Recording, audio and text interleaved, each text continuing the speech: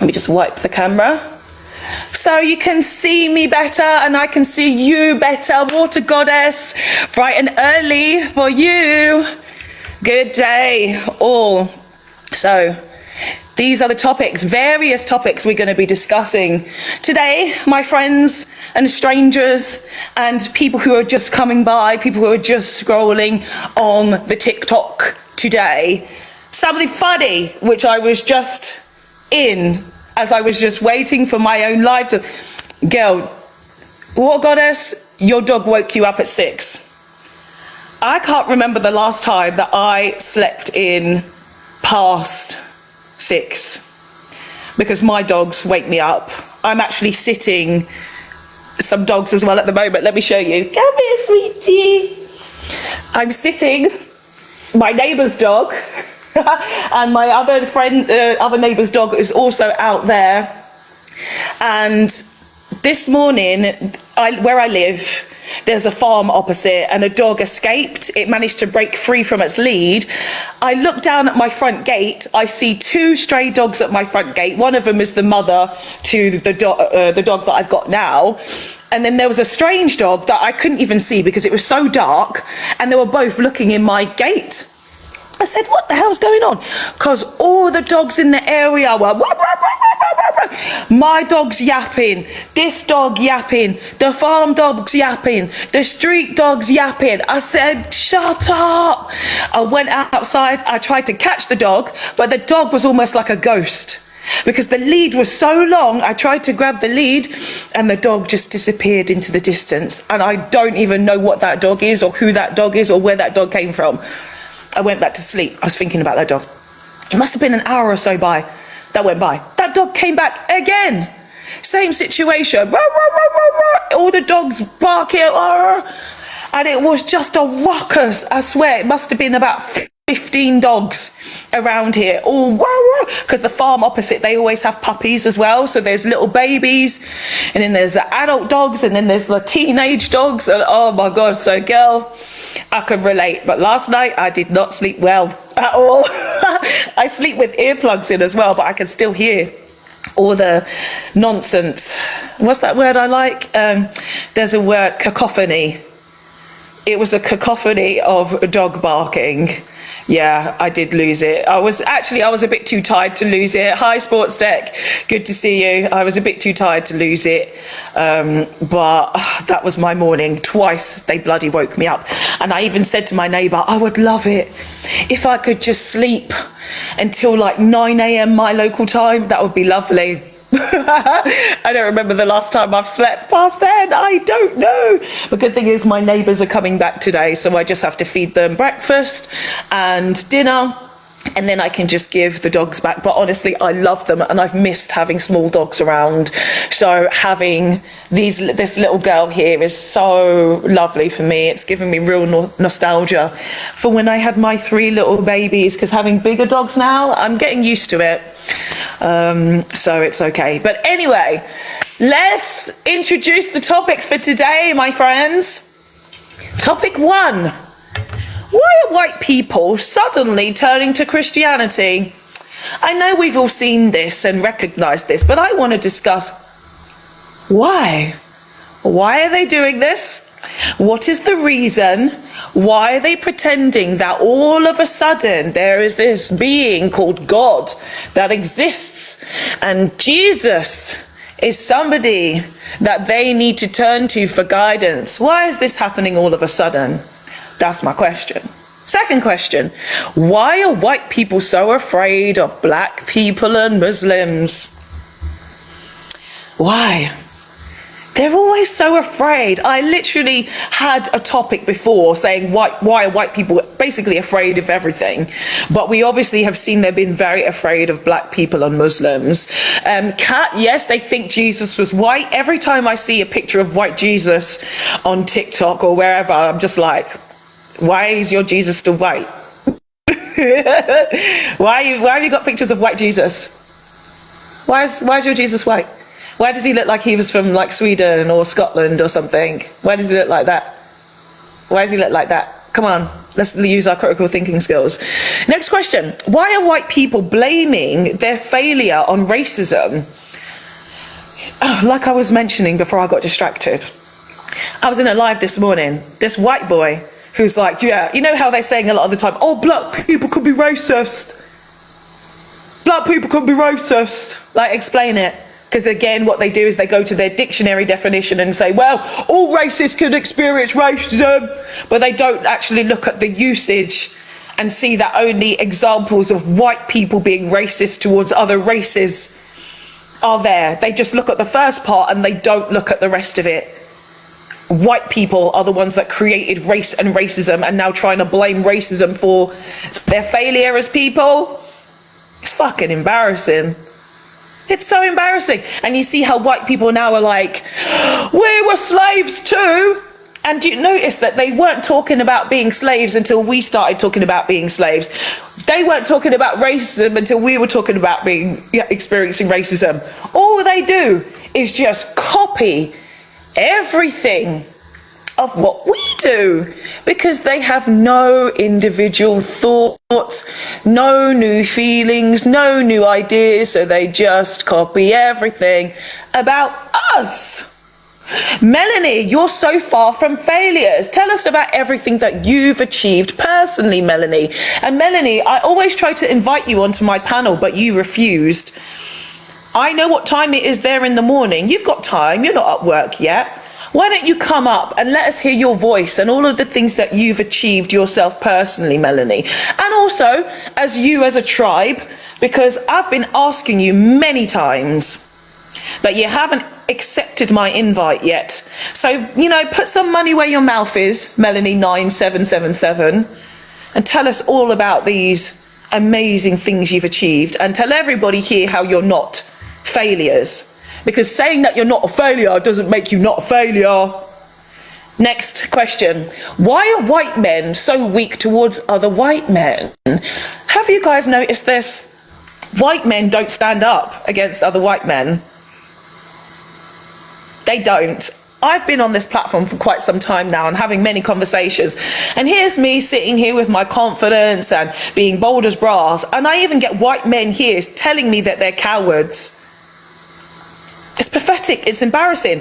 I'm like, how come I'm standing up against fascism and racism and you're not doing it?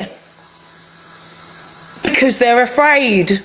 They're afraid of other white men. I talk a lot about the hierarchy of man.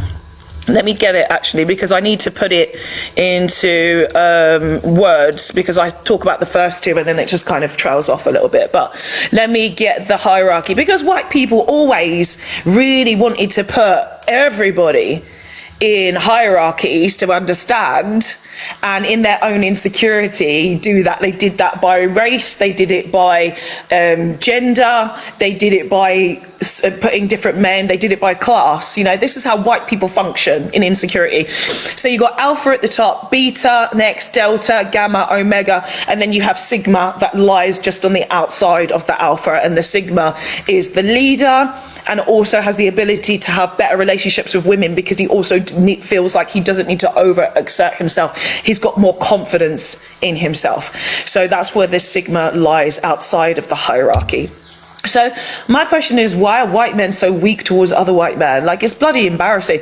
When you see fighting against fascism now, who do you see? You see the women on the front line always. Thank you, Ella, for the gift. Thank you. You always say women there, right? When I'm seeing everybody with their signs and shouting and chanting, it's women who have got their placards up. Women who are going to the front line and screaming at the fascists and the racists. It's women. It ain't men who are doing it. Men are the ones who are screaming like, get them out my country, get them out the country. And women are like, refugees are welcome here. Immigrants are welcome here. And the men are like a little bit behind going, yeah, what the women said. What the women said. You know, it's not, I'm not seeing any revolutions starting with men at all. Is anyone seeing this? I don't know. Well, we got Tyler Durden on the panel, please. Tyler, how are you today? I'm good, thank you. How are you?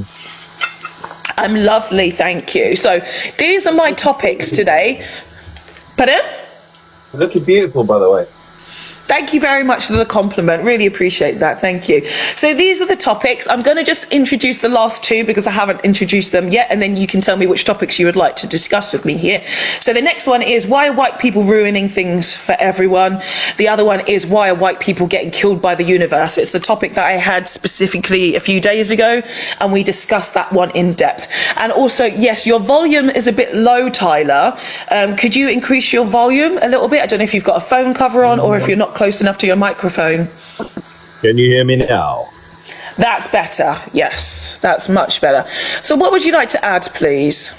Oh, I was just picking up on something that you said about just now about the how the women are going out and protesting in favour of the refugees, but the men are going out and the women. Are you saying that it's the women that are standing up for it then? You're all a bit muffled still, I'm afraid. What? I took it off the magnetic thing, the magnetic charger, and for some reason it works better when you take it off the magnetic charger. Yeah, when you said about how the women are going out and protesting, and the men are the men are going out protesting, and the women are going out protesting. Asghari, you're dropped now. Asghari, you've been on my panel many times. Sorry, Tyler. Asghari, you've been on my panel many times. Why did you just unmute yourself 2 or 3 times? I've dropped you. Stay in the comment section. You know how my panels run. We don't interrupt each other here. Don't do it. That's very annoying for me, especially when I have to repeat myself. I get more annoyed. Tyler, please continue. Yeah, I just thought it was quite funny because, it's always the men that go out and protest against these things because, evolutionarily speaking, women just roll over for the next group of men that come through. So it's a survival instinct that women have to enable them to survive and to carry on their children with new men. So when different, stronger men... I can hear you sound in your 20s. Like, I can hear you sound quite young, which I'm means 46. that you really haven't got... Oh, you're not 46. You can't be 46 I was born in anyway. I was born in July 1980. Then it's embarrassing that you sound like a child, to be honest with you, because the way that you're talking, it doesn't matter if it's rude or not. I'm sure if you're a man, you can accept. You're fulfilling the stereotype of rude black women. I'm sure you could actually put up with a little bit of challenge from a black woman then, if you're a man. So I can absolutely. It's just the way that you come off rude straight away is very stereotypical.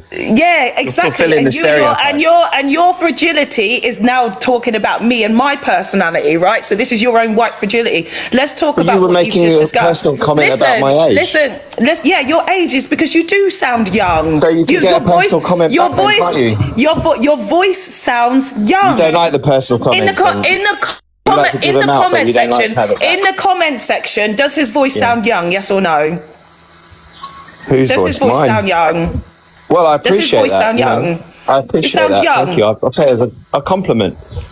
He sounds young. You sound young, that's it. You just sound young, right? And you sound young in your you sound young in your experience as well. So I've just said about how this whole situation how many kids is have you got? about.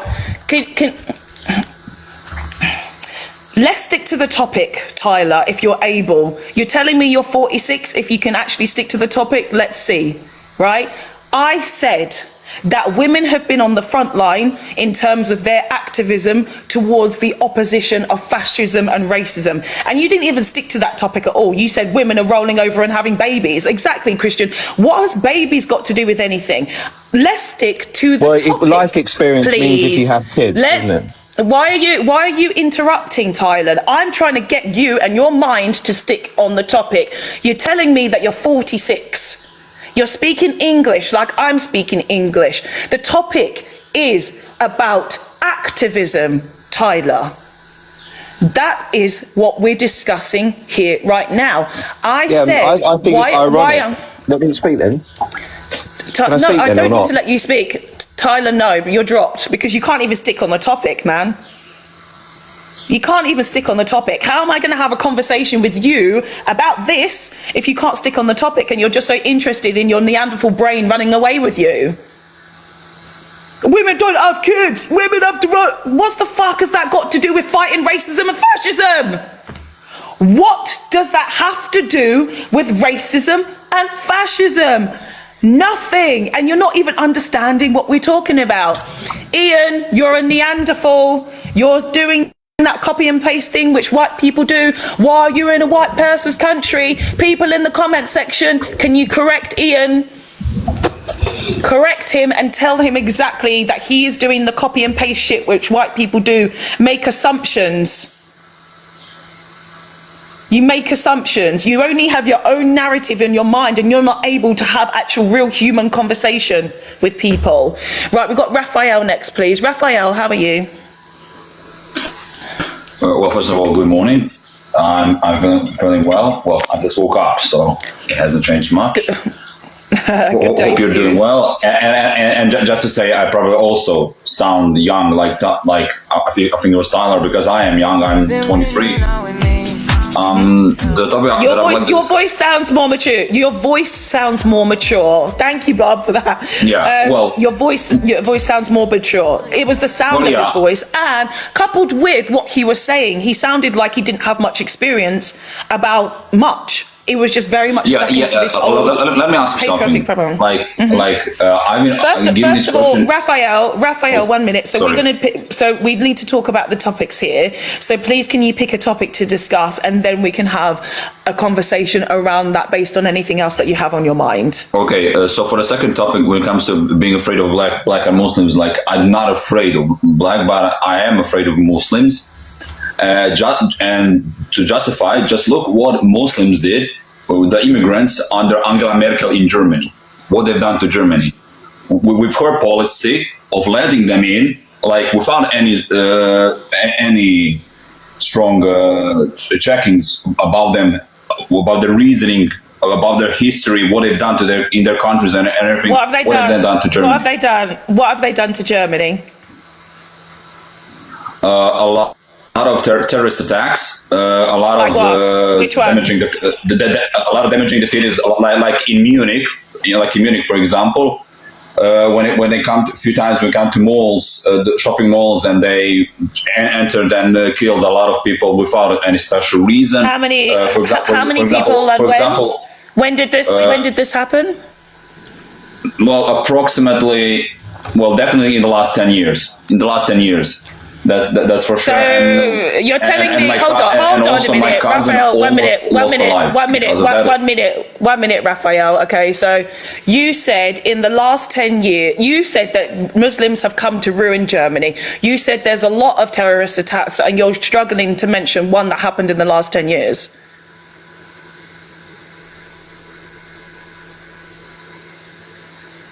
So where's the threat, Raphael? You can unmute. Where's the threat? You struggled to come up with one in the last 10 years. Where is the threat? How is that one situation? I don't know anything about it, but how is that really having an effect on your day-to-day life if it's happened one time in 10 years? Well, it is a threat, because if you enter the country illegally, you already you're excuse me, one minute, Raphael, listen to what I've asked you first, okay? You said that you feel afraid that there was one terrorist attack in 10 years in Germany. So why do you feel personally afraid that that one thing happened? Why?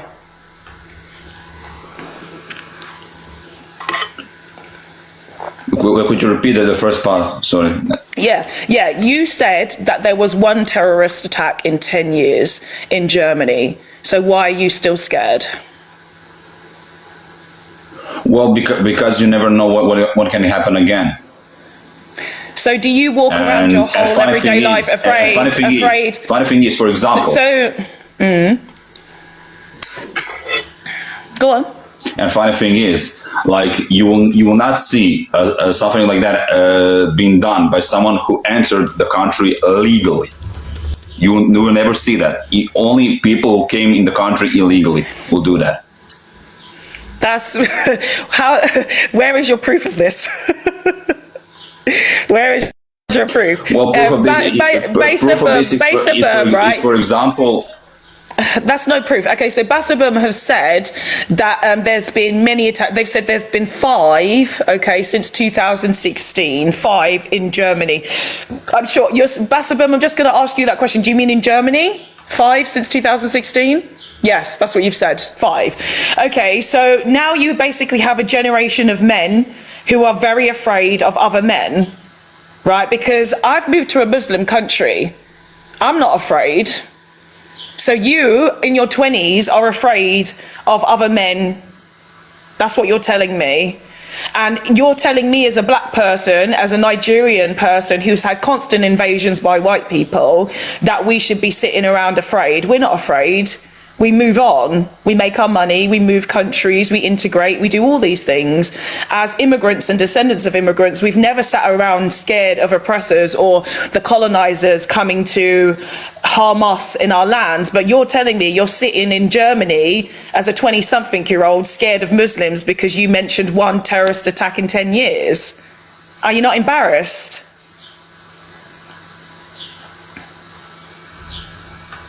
Are you not embarrassed, Raphael? No, and Why? and to and all well, because to make the situation safe, we need to be like Poland, who doesn't let anyone enter the country illegally, and therefore there's Raphael, no do you know how there's no boring it fear. is? There's no fear of a terrorist attack in Poland, for example. Poland, no. Raphael, this is where you again lack critical thinking skills, because how many people speak Polish outside of Poland? Is Poland a very widely spoken language?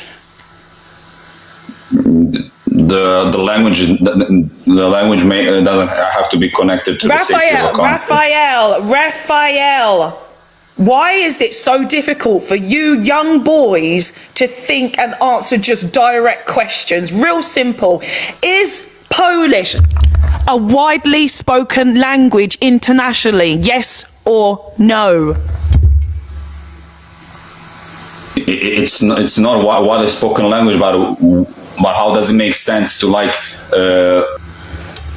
That's it. That's all you need to say. No one is going to Poland because of those reasons. Some people are.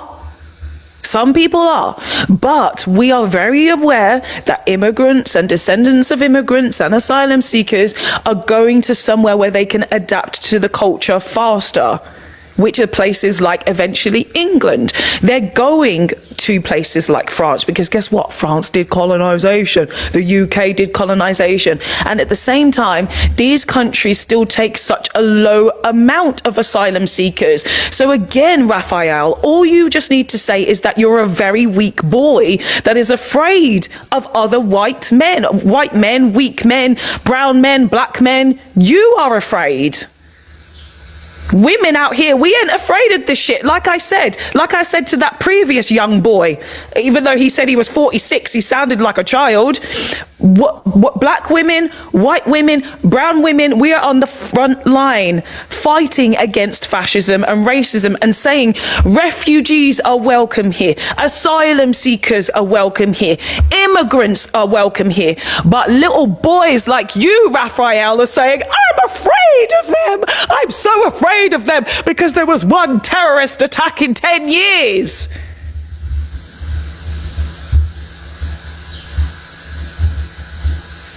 Yeah, one quick question. Why does a language need to be widely recognized just so we can speak about the safety of the country? I love the way that you're not listening at all. This is your male ego in the way that you're not able to actually hear anything that I'm saying, and you're very much stuck on your narrative, right? Of course, I've explained. Thank you, Water Goddess. Exactly. You're not able to actually hear me. I already said, if you speak a language, it's easier for you to adapt to the culture and to integrate. I already said that. And yeah, Arkadiusz Uvik. Okay, so Diggs has mentioned Arkadiusz Uvik. Arkadiusz Uvik was a Polish man that was killed in Britain thanks to racism. Brexit, we're very aware. Brexit. One quick question. No, Raphael, you don't have the ability to listen, and I'm very bored of you. So now you can drop to the comment section. All you're doing is like stick into your narrative and just being like, blah, blah, blah, blah, blah, blah, blah, blah. I'm afraid, little boy. Muslims are the problem. Where and how? Right, Basabum, let's go to you now, please. Basabum, how are you? Hello, I've asked you to unmute. Bassa, are you there? Right, we're going to move to the next person. Hamdani, how are you? It's been a little while. Hello, hello. How are you doing? Hi, I'm good, thank you. Are you well? I'm doing excellent. It's a lovely morning here. Lovely. Good, I'm glad to hear it. Very glad to hear it. So which topic would you like to discuss today, my dear, or which topics? Oh, actually, I would like to continue on Muslim people, if that's possible. Yes, please, go ahead. One big thing, so I'm in France, right? And one big thing, and he was talking about T attacks, right? Terror, etc. One big thing that we had is a report from the French police, basically. I think over 90% of attempts were done by white supremacist groups, not actually Muslim people. The thing is, even when Colour us surprised. Colour us surprised. even when it's Muslim groups, what we found out, where did they get those weapons? White supremacist groups. That's where they bought the weapons from. And this is like a thing that has that you see constantly a narrative of fear mongering, when actually there's a law, for example, that has been passed in France, I think 2 weeks ago, that basically gives qualified immunity to the police. So basically now, if the police pews, I don't know if I can say the words on your live, so I'll stick to like the language.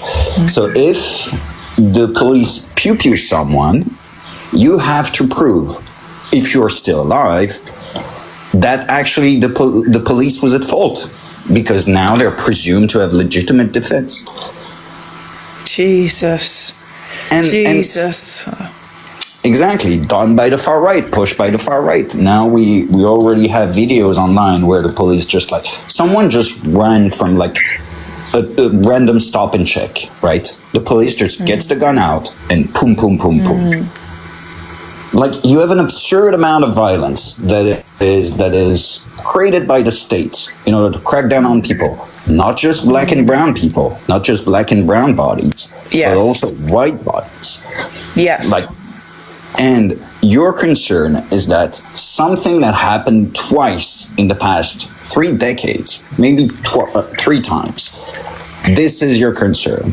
When you have literal bodies dropping on the streets because the police is giving more and more leeway to do whatever they want. Yeah, it's not a good situation at all. It's not good. I don't know if you've seen this week, where is he from? In Italy, the man who was killed by the police. On the ground. Have you guys seen this? Was he from Morocco? I think he was Moroccan, wasn't he?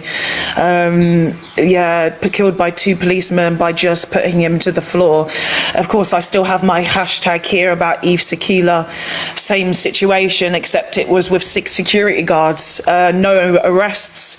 The way that these men seem to be protected, they talk about having protected classes, which to me is fucking insane. So please don't interrupt. I will come to you when it's time, Mad Wilson. So it's really crazy to me how they're trying to say that like trans people are a protected class, gay people are a protected class. No. It's white men or men in positions of power that have always been a protected class. Like you've just said, Hamdani, about the police being a protected class. In the UK, we're seeing more and more reports coming out, right, about the police force raping women over tens and decades of years, being involved in grooming gangs, being involved in organised crime. We're seeing all these things. Thank you, Abdurrahim. Is that Fakir? Yeah. We're seeing these men who are the protected class, and they always have been protected. So how are we going to be protected? We're seeing these men who... Oh, that's a lot of... Hamdani, do you want to... What the hell? So let's disconnect that person. I don't know what that was about. Hamdani, yes, do you want to add some more to that, please?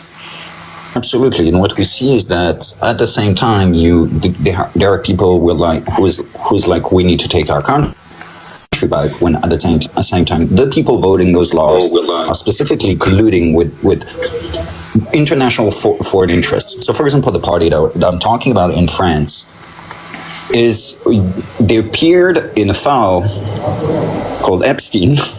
Why? Because they asked Steve Bannon to get in contact with Jeffrey Epstein so they could be financed by him. And then they're talking about like child protection. They're talking about all of this, weaponizing how, for example, structures that have existed for centuries in those countries have predated on young girls, young boys as well. They forget young boys, women, etc. And those structures that they literally represent, that they are literally part of, then they accuse people who are trying simply to push more progressive policies, to push for simply more inclusion and also more redistribution, to actually create a social life, something that can allow people like to have third spaces around. I used to live in London specifically. I witnessed the death of third spaces more and more. This is a thing that is not just happening in the UK, that is also happening here. Because of neoliberal policies, what you see is that the ability for people to live a good life, to exist within a public space, has been limited more and more. Not just by the police, but the fact that all those spaces are closing down. You can't go, like, where are all those places that used to be very lively when I was a kid? They're gone. They're gone. Yeah, I think since 2020, a lot of things have changed, right? And especially when it comes to things like, I know you're talking about it on a social level, but when we're talking about even things like protest, and I mentioned about just activism, how they don't want people to gather in large crowds or in groups of spaces because they don't like people getting together. And it even comes down to the working class, how we've mentioned before about them making pints of beer expensive, where the working class used to get together and socialize and talk about the government and how they were actually going to be activists, because they're not really doing that anymore. And depression seems to be sweeping over a lot of Western Europe, where they're not actually understanding that it's a depression, and it's not good, man. And Water Goddess, yeah, exactly. If you don't have money, you can't really go outside anymore. It's a real big problem. It's a real big problem, and I don't know how these things are going to get solved. I don't think they're supposed to be solved. I think we're just supposed to let be what be. And like I've mentioned, like you and I are outside of the UK.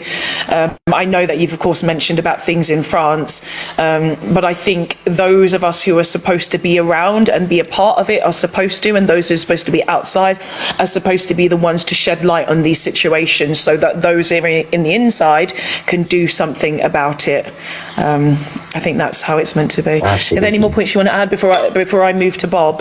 Yeah, I wanted to talk a little bit about Christianity, like where white men. Yes. What is it? Suddenly turned into Christianity. I have been Catholic for a long time. This is very traditional. Where I come from, my region, and I see like those newcomers coming to the church, right? And at first I was like, this is great. Those people, like, this is great. People are coming back to the church. There's going to be like a lively, something lively, right, in the church. And then you see those people who are absolutely not interested in theology, not interested in anything. What they are interested about is to weaponize theology and actual community for political purposes. They're absolutely not interested in reading the Bible. They don't understand the words. They don't understand the terms. They don't understand the structure. They don't understand the thought. Yeah. What they want is specifically to create some kind of a hollow identity so that they can weaponize, like, against Muslim people. And that's why I wanted to tie it to Muslim people. Be a Christian. Have fun. Do whatever you want. Like, more power to you. Just actually be a Christian. Don't just be a Christian because there are Muslim people around. Just don't be a fake Christian. Be an actual Christian. Yeah. I might bring in Christ Church, just because we've got somebody with it in their name, Christ Church Return, on the panel as well. If you've got some things you want to respond to that, Christ Church. Fox, can I just really quickly jump in? That Christ Church is a reference to a It's okay, Bob. Don't worry. It's all right. I got this. Don't worry. Christchurch, what would you like to respond to Hamdini? Are you there? Why have you gone on teacup now? You had some things you wanted to say in the comments. No, Yeah. here. Can you hear me? One, no. Yeah, I can hear you perfect. Yeah. So what would you respond to that, and in terms of your relationship with Christ? It's a spiritual name that I've got. It's a very sentimental name, you know. This name. But anyways, What do you mean it's I believe sentimental? that even religious. You've put Christ, and you've put church, and you've put returns. So how does that resonate with you as a person, and what we're talking about, white people suddenly returning to Christianity? And of course, as Hamdini has just mentioned, it seems to be like it's a response to being afraid of Islam and weaponizing religion against Islam. So what would you have to add? Yeah, well, I mean, if the reason people are afraid of Islam is because wherever Islam has been, it systematically destroyed the people. I mean, go throughout history, you can look at Iran. The women were super educated, some of the most educated women on the planet. They dressed how they want to dress, they had pagan ideology. Islam came, destroyed, got rid of it all. Now Islam is a tyranny state for women. If you're a woman and you walked out how you are now, you know, the hijab police would get you. Interesting No, I'm comment. not joking. I'm serious. Look at Afghanistan. Yeah, so Egypt. you're talking about so Christchurch. You're talking about two countries that actually had Western intervention. They actually had freedom of education prior to Western intervention. They had schools and scholars full of women. They had religious teachers who were actually women prior to European intervention, actually. And I've moved to a Muslim country myself, and I've actually seen it, and I've studied the history in these particular areas. So what I would encourage you to do is actually stop reading Western propaganda and actually look at the full story and the full history. Because even like if I go to places that are around Iran, if you go to places like Turkey, of course you mentioned, maybe know about the Ottoman Empire. Turkey was liberated by Ataturk, and he is a modern liberator who actually then again championed the power of women. I can't remember, there's a place I've been to, it's Izmir. It's a place called Izmir. And they have this amazingly, beautifully huge statue that is Ataturk in the middle, and it's surrounded by women. None of them wearing hijabs, by the way, actually. None of them wearing a burqa. Yeah, but that isn't They're wearing religious. just clothes. They're just wearing clothes. Yeah, but Turkey is a Muslim. Turkey is a Muslim country. Yes, it might be secular as well, but people are born into Muslim culture, right? So there are cultures, and the problem is that when we start to generalize certain cultures, we miss actually a lot of the story and a lot of the picture, because we can also say the same thing about Christianity in places like Africa, or where I'm from in Nigeria, which has done an absolutely horrendous thing to my people, you know. So we have to look at things in a very much more broader manner, rather than saying, well, Islam is a problem, because we can say the same thing about Christianity too. Okay, may I explain? So if you actually look into the Hadith, Turkey is a Sunni country, right? And even when you look into the Hadiths and the Quran itself, they would be classed as an apostate country. Any Muslim country should not and will not accept them. Any true Muslim country. I mean, women that aren't veiled, for one, is apostasy. It's apostasy alone. I mean, there's loads. I mean, allowing alcohol within their nation, and to sell it to their own, that isn't a Muslim country. I'm going to make a small remark. I'm sorry. The Afghanistan is Afghanistan. Can I make a So small hold remark? on. So 1 minute, Hamdani. So are you trying to say that they shouldn't be liberal now? Are you saying that these people having freedom is a problem? That's what you're saying. You're saying that women should be covered up now.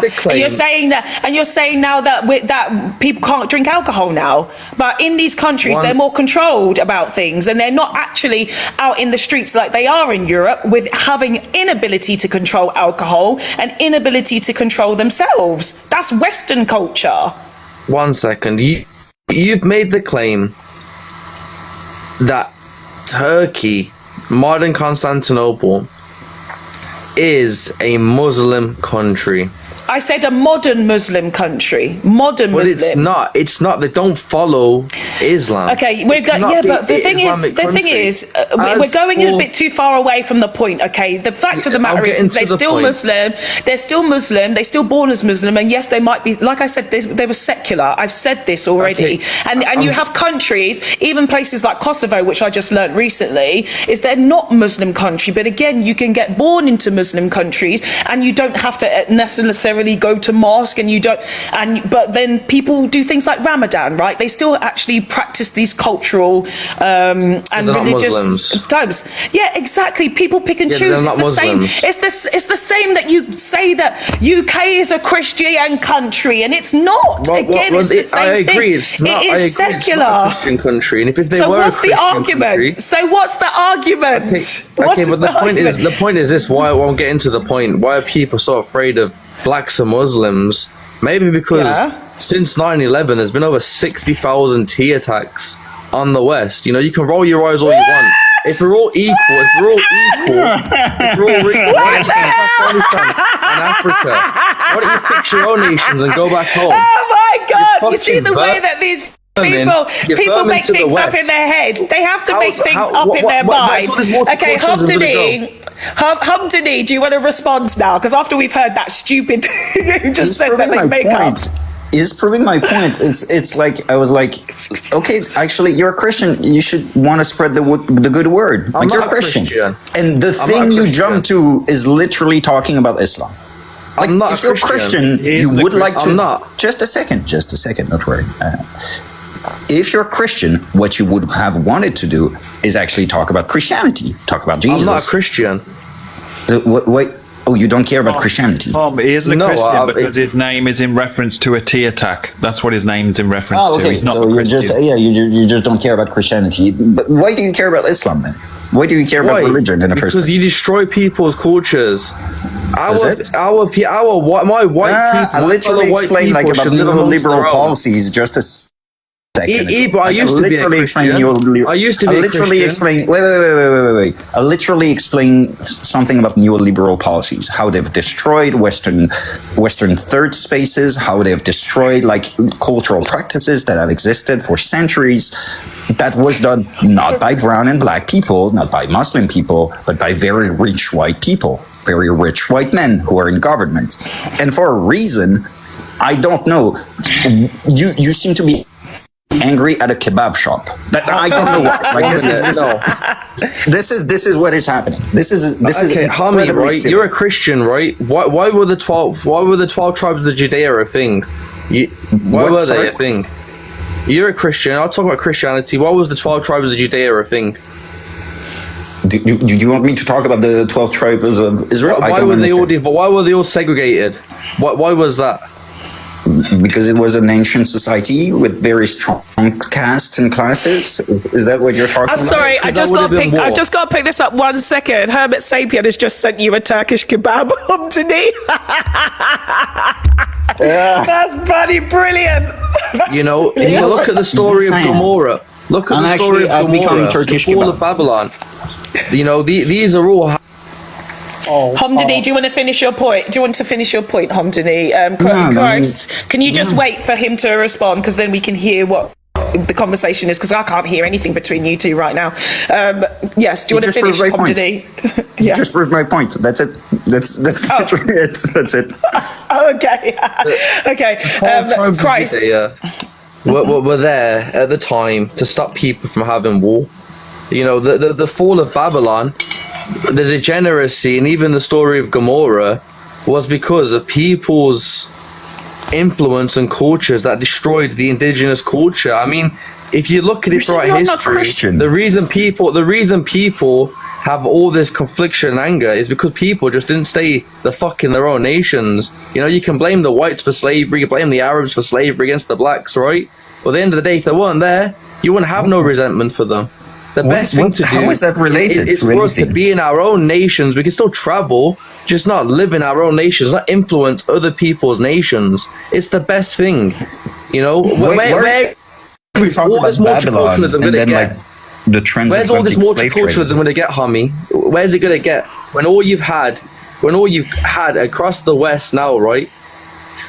You know, and even in other nations, and even influences. I'm not even just going to go out the West. I mean, like the America's influence in the Middle East when it comes to wars, right? And things like this. It's going to end up in more and more violence. You know, if we're all equal, we should all advocate to be in our own continents at least. Yeah, but why do they come? Regardless of why they come. Wait, Christ. I'm going to be more specific. Why were there so many Iraqi and Syrian refugees in Europe? Why specifically those two countries? And Libyans as well. Can you answer? I'm not going to go into the whole reason why Jews waged war. If you can't answer that direct question, that's a problem. We know that the denial is coming. Bob, I am going to come back to you, but I also prioritise my mods here as well. So Water Goddess is going to bring something in, and then I'll come back to you, Bob, to bring your... Because of Jews, if you want to know, on the US petrodollar. So 1 minute. So Christ, wait a minute. So Water Goddess has got something that she wants to add, please. Sorry, they want to add. Water Goddess. Thank you. Hi, good morning. I don't know what's with the anti-Semitism. Like, stop. What is this? Shut up. Okay, so what I want to add is, are you anti-WAR? Very simple question. Christ, whatever. For foreign wars, yeah. I mean, if there's a reason to have a war, I suppose there's a reason to have a war. Nice and vague. Good lead. Okay, so you know what would help people stay in their own countries, not BOMing their places? People generally don't leave when they're fine, right? When they have their basic needs met, when they're safe, when they have some type of freedom, they don't tend to leave.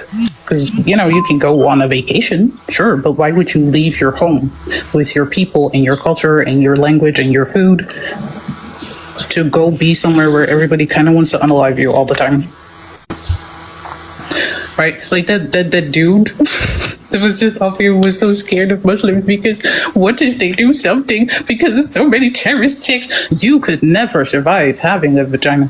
You were ridiculous. Who's done the most No, terror? please stop talking. Stop talking. Who's done the most terror No, attacks stop in the talking. UK? Hello? Hi, Which hi, ideology? Stop talking. Stop talking. You think it's important to focus on somebody who prays to the same God in a different way than you do. But there are so many of you, right, statistically proven, of white men who are touching their own children and other people's children, but you don't seem to care. You just heard in a white country, the police can now unalive you whenever the hell they want. No consequences at all. When you are unalived by them, your family has to prove that you are innocent. But you didn't care at all. You heard that, right? This goes for all people living in that white country. If this happens to you, it just happens. Nothing happens, right? Yeah. I don't know what Did you know about you hear other that, countries. Christ? Yeah. Christ, did you hear that? Did you hear that when Hom said that, when he was talking about France? I what happens did in hear France? that. We're very aware. We're very aware that happens in the UK anyway, because look at Jean-Charles de Menezes, look at Paul, I always forget his name, Tomlinson. He was also, of course, unalived by the police, right? Like, it happens. Sorry, what was his name? There's another one, Marcus Mead, as well. Marcus Mead, yeah. People get unalived by the police, but killed by the police all of the time. And there's barely any punishment for police. Barely any punishment for police. I know this. You've made a statement. She's made a statement that I don't care about foreign wars. Of course I care. You know. I didn't say you didn't care about that. I never said that. No, I you said basically did. No, I didn't. I said what would help with your big ass problem with people come to your country, make you scared, is stopping doing that so they stay in their own countries.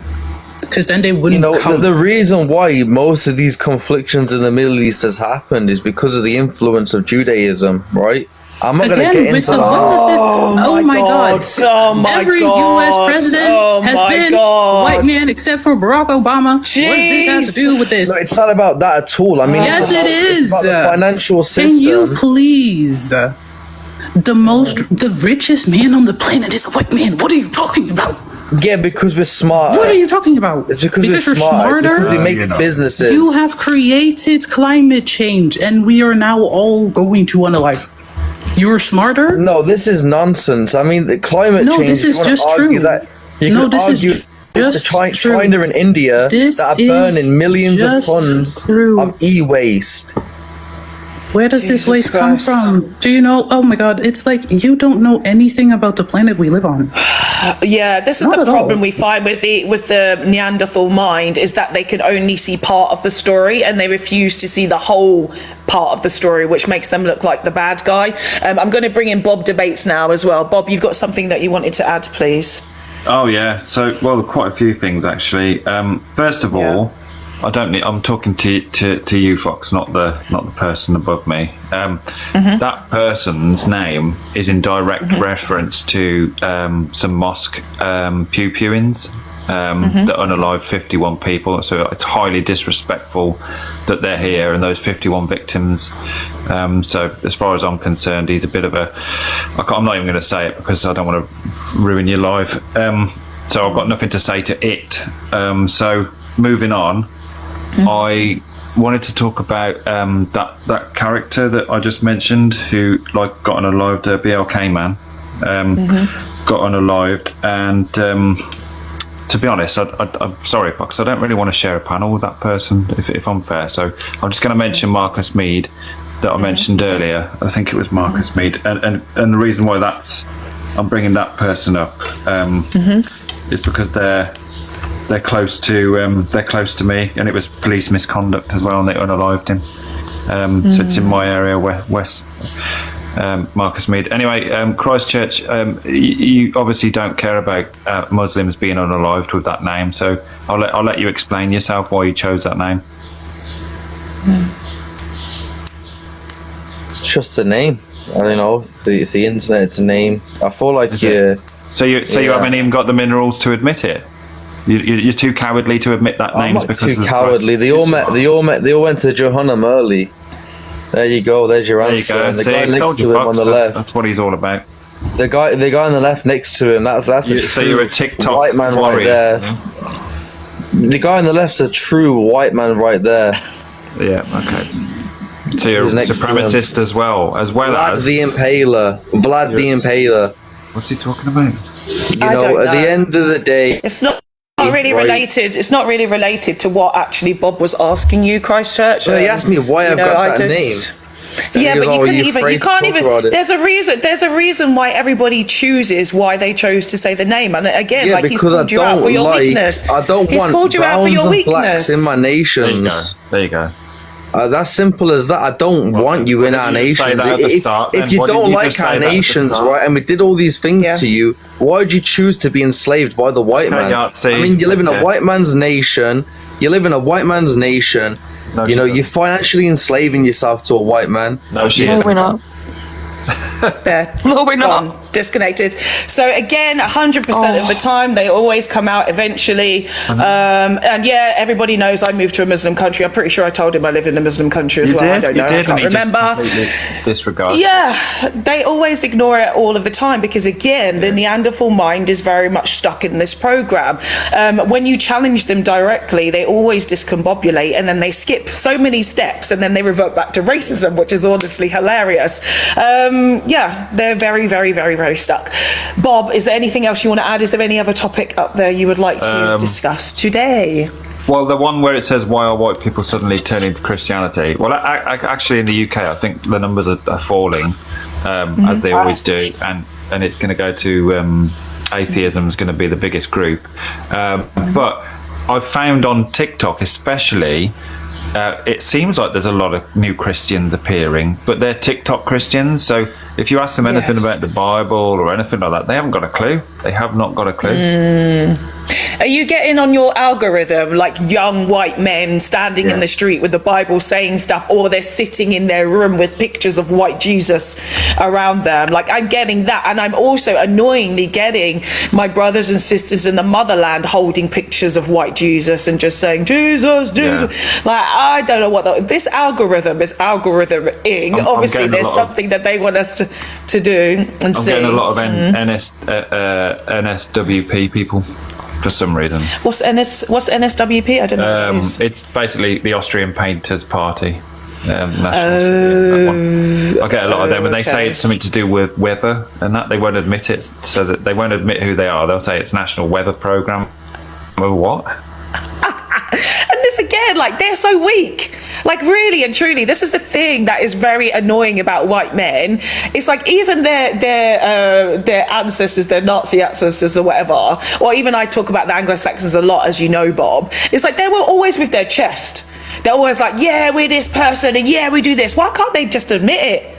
And I have a video on my other profile saying, white people, why don't you just be racist? Like, why don't you just come out and be racist? Like, what's with this fucking pretending or shying away from shit? Like, are you embarrassed? I think you're embarrassed. I think you're embarrassed. I think you know it's wrong. That's why you don't want to do it openly. So then pick a side and be that person, because this conflict is what keeps us all in the middle. And this is why you're ruining things for everybody. If you can't be truthful about yourself, you drag us all into your inability to be real. Like, truly, because if you're out and out racist, we can see you and say, hey, do you know what? Stay away from us then. Great, segregation. We can live perfectly then. Don't try and integrate with us. Don't try and come in our spaces because you need us at the same time because you're confused. Like that boy just then, Christchurch, says get black and brown people out of the country, and yet he's coming to a black panel run by a black woman who doesn't even live in fucking UK. Like, what the hell? It doesn't even make sense. These people are just so discombobulated. I don't know. Any more points, Bob? And then we can move to Lawrence. Thank you for having me up, and love and peace to everyone. And I'm going to drop now. Thank you. All right. Thank you, dear. Right. Speak to you again soon. Right. Lawrence today. Lawrence, how are you, my dear? Lawrence. Are you there, Lawrence? I've asked you to unmute, Lawrence. Okay, we will go. Oh, actually, Homdini, is there anything you want to add before I actually try to move to Rebel then after? Homdini? I think the gentleman before me absolutely proved my points, and that's it. There's nothing to add. Exactly. They always expose themselves. They always come out and show themselves for who they are, which is better for us. We need to see the people for real. Okay, Rebel, how are you, my dear? Hey, Queen, you're right, Goddess. Yeah. I'm all right. I'm okay. Yeah, which topic would you like to discuss? Yeah, why are white people so afraid of black and Muslims? Basically, because it's an irrational fear that's been put onto them by the government on white supremacy. They always have to have a target and scapegoat to identify. And since 9/11, you're a bit muffled today, Rebel. Can you hear me now? Yeah. Go ahead, go on, continue. Yeah, so white society, white supremacists always have to have a scapegoat. That scapegoat since 9/11 has been black people and Muslims. Yeah. The latest revelation is that the USA government has paid Islamic militia groups in Burkina Faso to overtake Ibrahim Traoré and Burkina Faso because they want to give the impression to the globe that the Muslims are taking over the country. The good response to that is Ibrahim Traoré put a speech forward saying that even though he's a Muslim and he follows Islam, Burkina Faso will remain a secular country because there is other religions within that country. Big shout out to Ibrahim Traoré for saying that. Yeah. Problem is, we have certain individuals, mentioning no names, because that video was taken because it was spoken in his native tongue, so people have decided to put edited comments, subtitles on, giving the impression that he was condemning the Sharia and also speaking against the Arab slave trade, which is for goodness sake actually impossible, incorrect. Yeah. I actually had a friend of mine that can speak French and listen to the whole video and get me word for word what he actually said. Obviously, a lot of people can't speak French, so you got people. I'm not going to mention his name. I'll just leave it at that. But you've got people from our own community that are running around and giving misinformation, not understanding the African continent, not understanding that Ibrahim Traoré is probably one of the most respected African leaders since Thomas Sankara, Gaddafi, Patrice Lumumba. In fact, he was actually born. Did you know? I don't know if he was aware, but when Thomas Sankara. Your microphone again has gone down, Rebel, again. Okay, yeah. I don't know if you're aware, but Ibrahim Traoré was born 6 months after Thomas Sankara was unalive by the West. Reincarnation! I didn't know. That's about African spiritual people believe that he's a reincarnation, or he carries the ancestor of Thomas Sankara. What was I going to say as well? I'm sorry to break it to everyone, but I don't know if a lot of people realise, but 70 to 80% of the world is already multicultural. Yeah, there's always been mixing and respect of different cultures and tribes and things like that. Like it's always happened. Integration, travel, it really has been. But again, we're just seeing the weakness of white people, because the universe has really said, hey, you guys were given a task to mix and integrate, but you haven't done it very well at all. And now you're ruining what the world could be like. What we need is a great big melting pot, right? But white people said, no, we don't want that.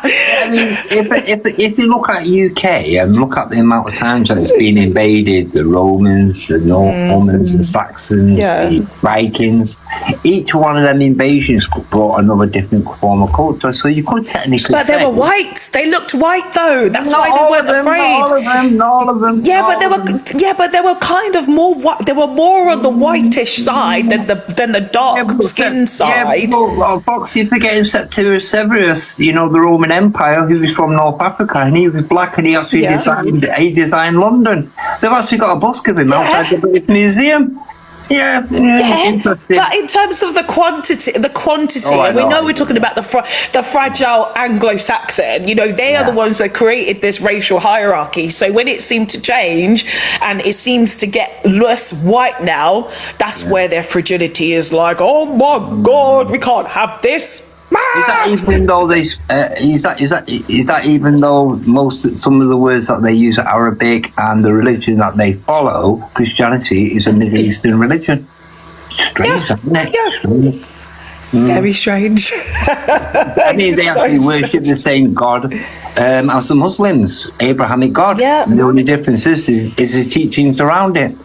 Gets even weirder and weirder, doesn't it? Anyway, thanks for thank you. I'll mute up now. Bring in the next guest. Thank you, Rebel. Thank you. Okay, Water Goddess, how are you again, my dear? Water Goddess. Hello. Hello. Which topic would you like to discuss today, my lovely? I would like to discuss why are white people blaming their failure on racism. I'm just going to answer a quick question in the comment section, and then you can reply to that one. So Lemons asked, because we've talked about this before, how do I feel about multicultural relationships? No issue for me. I've been in them myself. Everybody has to be anti-racist in them, though. That is the thing. If you are, for example, me as a black woman, I'm going out with somebody who's brown, black or white. It doesn't matter what colour that person is. We must all understand the forms of racism that it comes in, and make sure that we can protect each other or support each other in the face of racism. That is the most important part, because you can go out, me as a person, I can go out with someone who's black, who's pro-white, for goodness sake. I can go out with someone who's brown, who doesn't know anything about blackness. It's all about the individual person, right? And that's how it should be. Water Goddess, please continue. Thank you. So I want to talk about why are white people blaming their failure on racism. It's because before that they weren't actually doing anything. And while they praise and glorify the way they got their quote unquote wealth. When they had absolute power, they weren't doing anything. Right? Their women didn't learn how to cook because all they were raised for was just be pretty and be quiet. The men also weren't doing anything except for yelling at people all day to do things that they don't know how to do. Like, one of the things that I find amusing and ironic is when the black people were quote unquote freed and white people had to go back to doing their own things, they made Jell-O salad as food. I don't know if you know what that is, but that just shows that you have absolutely no idea what you're doing. You don't understand nutrition. You don't know how to make anything. And now when it comes to quote unquote their achievements, it's all stolen from us. And now we can see it in 4K. We look at what K-pop back to back to back. All copy. I think that's what's been the biggest problem, not biggest problem, but one of the many problems in white culture is their lack of credit for other cultures. Like, we're very aware of what evolution looks like and actually sharing of cultural heritage, but this particular group of white people have said nothing existed beforehand and we came up with everything ourselves out of our own mind. Like, what the fuck? Like, that's really so rude. It's rude. It's absolutely rude because in our cultures beforehand and civilizations beforehand, we were not insecure and we were not paranoid. So we didn't have to say that we came up with blah, blah, blah. We, of course, had our own books and we said, oh, we could credit whoever came up with things beforehand, right? We used to talk about these things. But white people, when they came along, they couldn't credit anybody at all. It's just like, what the fuck is wrong with you? What the fuck? Like, it's the upholding of like constant maintenance of white supremacy, right? Yeah. In every single thing that we do, it needs to be there, even if it's quote unquote subtle. Otherwise, it just falls apart. If we stop doing that, if we stop doing very basic things, it'll fall apart and it'll crumble. And then it crash out, like you can see now. Oh my God, we're so scared. Well, it already is anyway. It is already. I mean, they've realised that their money has really run out. The lower classes have realised that they've got no monies in their pockets. While still, some of them are still, of course, holding on to the memories of empire and saying, "Oh, we're the best. We're the best." I'm like, yeah, but you don't have anything though.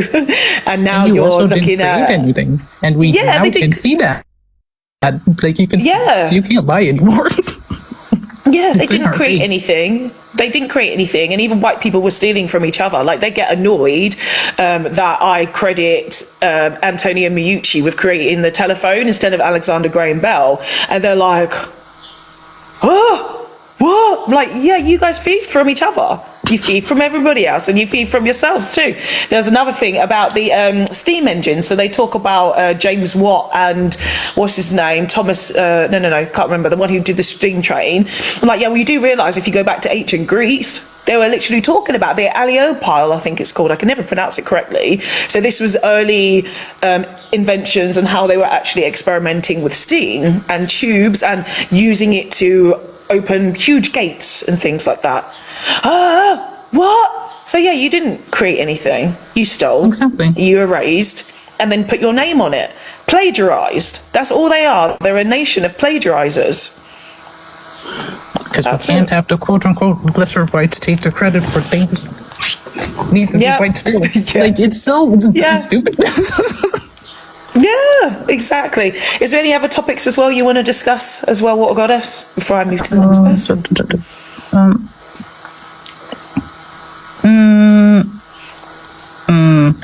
Why are white men so weak towards other white men? Because they function on very primitive, primal instincts, right? Yeah. Like, if we, like, we are animals. I don't deny that. However, that doesn't mean we follow all of our instincts. They seem to not have that yet. They haven't seemed to gone past that one. Yes, but they don't. It seems to me that their instincts are just Neanderthal, though. It is just like caveman behavior. So I don't know if they actually have the ability to connect like we are. Like we've talked, of course, a lot, right, about earth, sea, land, sky, nature. I just don't think that they're made that way, and you can't force something that's not within you. And I think it's just too much of a far cry to expect certain things from them. Will Barry in the comment section says, I can't help but feel these platforms promote the divide. White people divided everybody.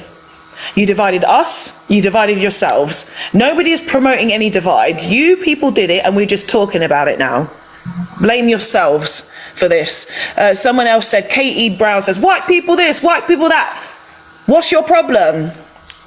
What does that say? Why are white people ruining things? You've mentioned white people this, white people that. The problem is you. Exactly. I don't know why you're the problem. confused. The problem is, why are you confused? The problem is white people. This is why we're discussing it. And we're discussing actually how to get out of whiteness. Because you have people like myself, I mentioned about my colonizer's accent, ruined it for yourselves. Give examples, Katie Brown, but I bet you can't. Because you're not smart enough. Katie Brown, come to panel. Come and discuss why you think we ruined things for ourselves, Katie Brown. Tell us what you've actually learned from any self-education that you've managed to do for yourself, instead of actually being in white propaganda. But I bet you can't. Oh, Katie's gone to the script. Black on black killings, etc. What's the etc. part, Katie Brown? What's the etc. part? Every culture does things in their own culture. African issues stay in Africa. Asian issues stay in Asia. South American issues stay in South America. Aboriginal issues stay in the Aboriginal tribes. Where has white shit got? Everywhere. So there has become white on black, white on brown, white on Asian, white on everything. Katie Brown, and we want you to elaborate on this etc. part, Katie Brown. Tell us a little bit more about what you know about humanity and what you know about white people outside of your book. You don't know anything, Katie Brown. Thank you so much, Water Goddess. I'm going to move now to Bay, please. Bay, how are you? How are you? Thank you very much. I'm good, thank you. Oh. Hello? Did you disappear? I'm going to move to the next person, otherwise maybe you've got a call or something. D2 Stranger, how are you? Sis. You know what? Why is it that I get this vision right that I've been invited to a sister's house, a free buffet, and I can't decide what to eat? Too many topics. I like that analogy. Oh, yeah, also, 1 minute. I am going to check if Lawrence Sam was back, because actually Lawrence was before that. So hold that thought a minute, D2. That was funny. Lawrence, are you back yet? Are you there, Lawrence? Yeah, I'm just tuning in. I'm just chowing some food. I'll get back to you. Oh, okay. So yeah, eat the food and come back to after D2. Okay, so yeah. D2, which from the buffet would you like to select to start with? The brother finished off with some food. I don't know. What do you recommend? But you know what? The one that screams out the most is why white people are like ruining things for everybody. Just like everyone. Mm-hmm. I think it's a lot of mismanaged behaviour. Can I follow on with that? Yeah, go on. Mismanaged behaviour. But if they can't regulate themselves, who else was supposed to do it? Because they didn't listen to us. So who's mismanaging them? You know, when I say mismanagement, it's a word that I'm using loosely, but out of context, if that makes sense. I'm trying to be polite.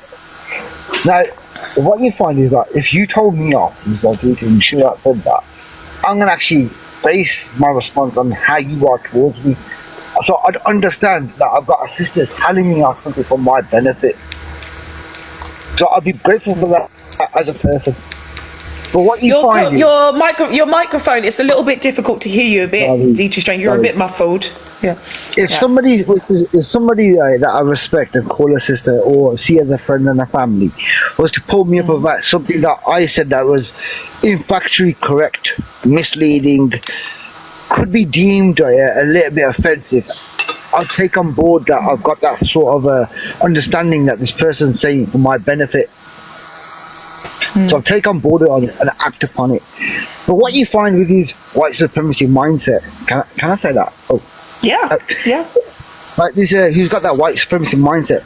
They believe that they can't do no wrong. So what you tend to find is, you know, when you ever done a presentation, you put all that long effort in, and just because you got graphic, but the next person that's worked with you takes all the credit for it. You walk into the meeting, but like, where do we start? Oh, so brilliant job. I can't fault you. You did it all on your own, and you're left standing in the door, and you're like, hold up, brother. I did all the fucking work. But this is the thing. This is the thing. Every single time when they come in, they say, "We did this," and I'll say, "What did you do?" It's silence. It's silence. They've done nothing. They've done nothing at all. And their previous people who came before them didn't do anything good for anybody because everyone's suffering now. So what the fuck have you got to be proud of? You know, Nothing. I see history repeating itself. Back in the 80s, back in the 80s and the 90s and the early 2000s, when the ethnic minorities started moving into these predominantly white areas. I'm really D2. I'm really struggling today to hear you. It really is going. It goes muffling up and down, in and out. It's my signal. Like it's a struggle. Do you wanna find somewhere better, or can you find somewhere better so we can hear you better? I'll go to Lawrence in the meantime. Yeah, come back. Thank you so much. Thank you. Right, we'll go back to Lawrence, please. Lawrence, lovely. Which topic would you like to discuss today? Where would you like to start, Lawrence? I'm not quite ready yet. Oh, you're not ready yet still? Okay. All right, we'll go back to Bay, please. Bay, are you there? Are you back, Bay? Yeah, I'm back, yeah. You're back. Okay, hello. Hi. Sorry. Which topic would you like to discuss, please? Where would you like to start? The second one. The second one. Why are white people so afraid of black and Muslims?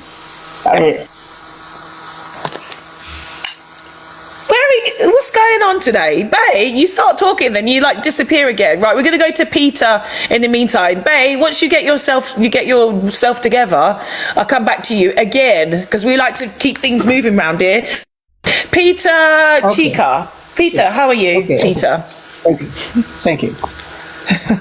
Peter, are you there? We've got another few people who want to come up to panel as well. Okay, Bay, I'll come back to you because Peter seems to have disappeared. Okay. Lawrence is still eating his food. Okay, go ahead, Bay. Thank you very much. I think the main problem is of lack of information and education. And as I said, also is the problem of mindset. Because colors and religion has that color. Religion and black, religion has that color, and aggression or violence is not related to color. But generally, the movies and the representation make the people think that religion or black is just violence, is just aggression, like that. Even though Africa, in South Africa, or in Africa in generally, we show there are many conflicts, and the television, generally like CNN, like France 24, also, they show just violence. They show just violence, sexual violence, political violence, and also. But I think we should do, as African people, we should also show the best of us. But just to let people. But it's never to their advantage, of course. Everything is propaganda in this whole entire world. Everything is marketing in this whole entire world.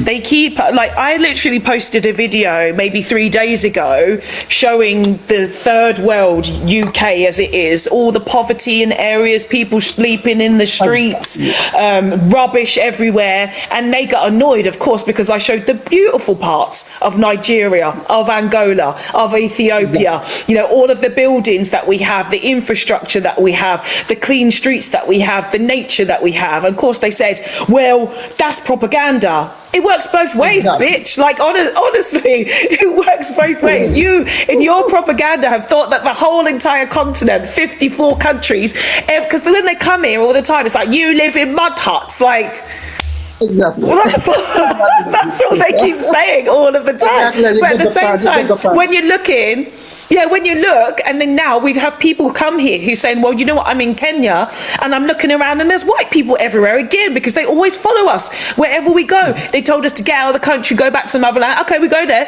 and you're there too. You're everywhere where we are, because we know they're parasites. They're parasitic creatures, and they need to be with us. They need to come in our spaces. They need to feed off of our energy, because they don't have it. They don't have it, and so they need it. Because without us, they're finished. They're finished. Exactly. You get the point. It's exactly what I want to say. And you did the summarize this well.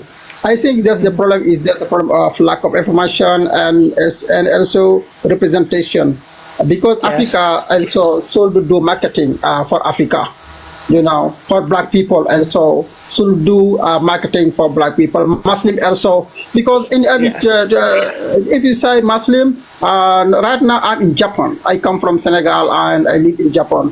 But and if Japanese people say you are African, yes. You are Muslim, yes. And they say what's Muslim generally, because they don't know, and they show sometimes a war, and they say this war is for Muslim. It's Muslim war. And Iraq, like that, they say Muslim is violent. But if you explain a Muslim is not violent, they will understand. If you are black and you are a warm people, they say, how you are so warm? And you say African people is warm. African people is not violent. You know, I'm black. I'm a black man. I'm a black, but I'm not a violence. You know, I think people know. We are. Everything again is propaganda and marketing, because white people were that they needed to have a scapegoat and a way to distract everybody from everything that they were. So they were like, when they discovered us and they saw how amazing we were, they got all jealous and insecure, and they were like, we have to make these guys the bad guys. We have to make them the bad guys. And it's so sad. And I've talked about this before, how they made us believe it too. You know, because we on this planet, nobody knew about the white man, because the white man and that mentality did not exist in humanity until these people came along. We were not ready, but now we're talking about things, and now we discuss these things. Will Barry in the comment section says, do you hate all white people then? And I said this yesterday, white people are very sad that they feel so unloved and disliked at the moment, and that's why they're constantly seeking approval. They're always asking us, do you hate me? Do you hate me? They're like, but what did I do? What did I do? This is it. Like they literally feel so sad because we're talking about them. I'm not going to tell you whether I like you or hate you. The conversation is the conversation. Barry, I don't think you are trying to learn, because you're in the comment section just crying all the time. And this is what white people are doing. You're just crying constantly about everything. And then we end up talking about your silly emotions because you haven't processed or regulated what it means to be a human. Exactly. Thank you very much, my sister. Thank you very much, my Thank you, my brother. Thank you. Thank you. You have a good day. Thank you. Right, we're going to move to Peter now. Peter, are you well? Peter? Hello, Peter? Yes, are you there? Yeah, good morning, everybody. Good day. Which topic would you like to discuss, please? Okay. I would like to discuss all, but I will discuss about religion. Which one? Which one? Yeah, about which topic? Like number why are the white people suddenly turning to Christianity? Yeah. Okay. Okay. You know, Yeah, I'm a Christian. I was a Christian more than 30 years. Believe in Jesus Christ. I read Bibles. I do everything. But there's some certain time reach, I begin to see something different. Like what I read and what I see physical and what I feel is not true. Yeah, it doesn't match. For example. Yeah, because this is like me. Like I follow this for years, but what I see, what I experience, everything is different. You understand? Like me, I see like manipulation, or like somebody manipulates my brain to believe something. You understand what I don't know? So I was digging. So when I understand the game they play, this is a game. I understand this game. Why you know black people, sorry to say this, I'm from Nigeria. You're where, sorry? You're Nigerian? I live in Europe now, like let me stay here in Europe. So your signal just dropped down a little bit. Let me just clarify. Did you say you're Nigerian, but you... Oh, okay. You're Nigerian, but you've moved to Europe and you've lived there for 15 years? Yeah, Nigeria, I'm Nigeria. Yeah, your signal has dropped down, Germany. Peter. Could you? Yeah, we can't hear you very well. Have you moving around? We can't hear you very well. Okay.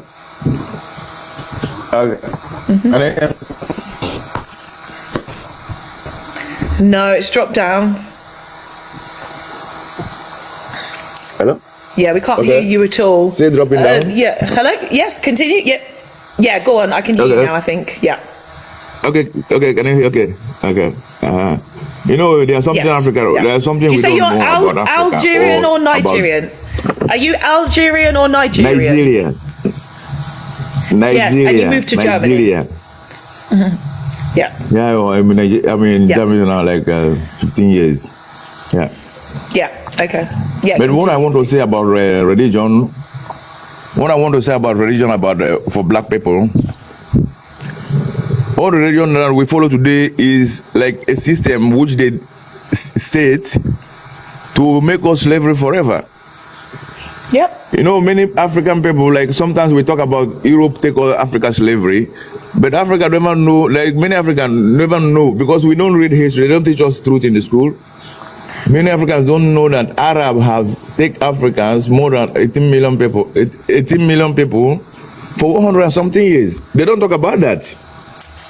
If somebody African, like sometimes I think about Africa, sometimes I cry inside my heart. It's only Africa, it's only race who value religion more than their own race. This is very shameful.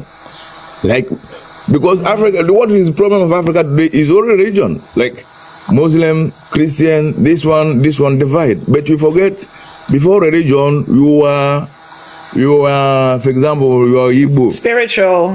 Yeah, Yes. Igbo, Yoruba, we are our tribes. We had our own practices. This is your DNA. This is your DNA, and this is what you cannot escape. No matter what you believe, no matter what you think, you're wasting your time. If you, like what I say, like we are joking, understand? When you want to know the truth, when you come back to your roots, you will know the truth. That's all I want to say. But do you feel like this though? Because I feel like this, and I've mentioned this bit on my platform before, that those of us who are in Europe, well, I'm not in Europe anymore, I moved 4 years ago, and those of us who have awakened, do you feel like it's partly our responsibility as well to go back to the motherland, or at least to teach our brothers and sisters the things we've learned out there? Do you feel like that? Because I feel like that. Yes, the key for what I understand also, I want also to say this for everybody to hear, because I'm more. Sorry to say this, everybody is different, but everybody, God created everybody different.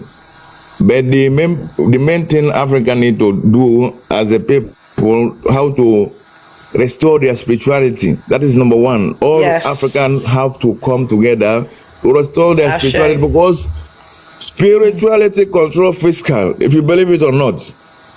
And no other race on this earth that's stronger than Africa in the spirituality. Yep.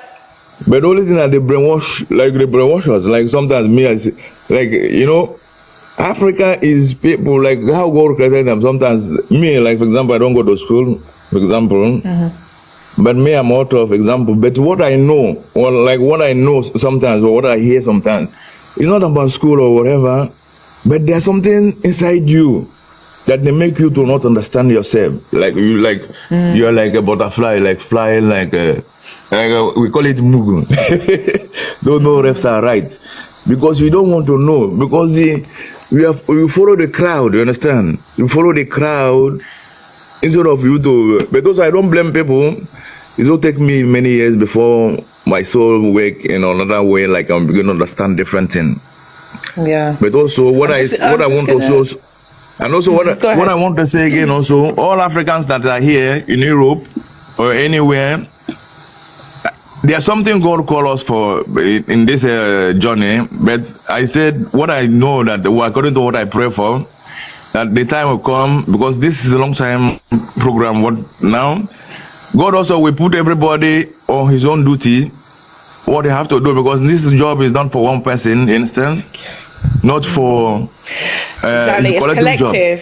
It's collective. But this is what we said it at the same time because we are a collective. We are part of the collective, like me and you. So it's very important that we're using our voices and making sure that people know these things. I'm going to also correct 777 in the comment section. They said we love. 1 minute, let me finish this. 1 minute, Peter. 1 minute. Okay. So 777 in the comment section has said, "Now we love black people." What the fuck are you talking about? The Muslim thing, though, that's different. As if black Muslims don't exist.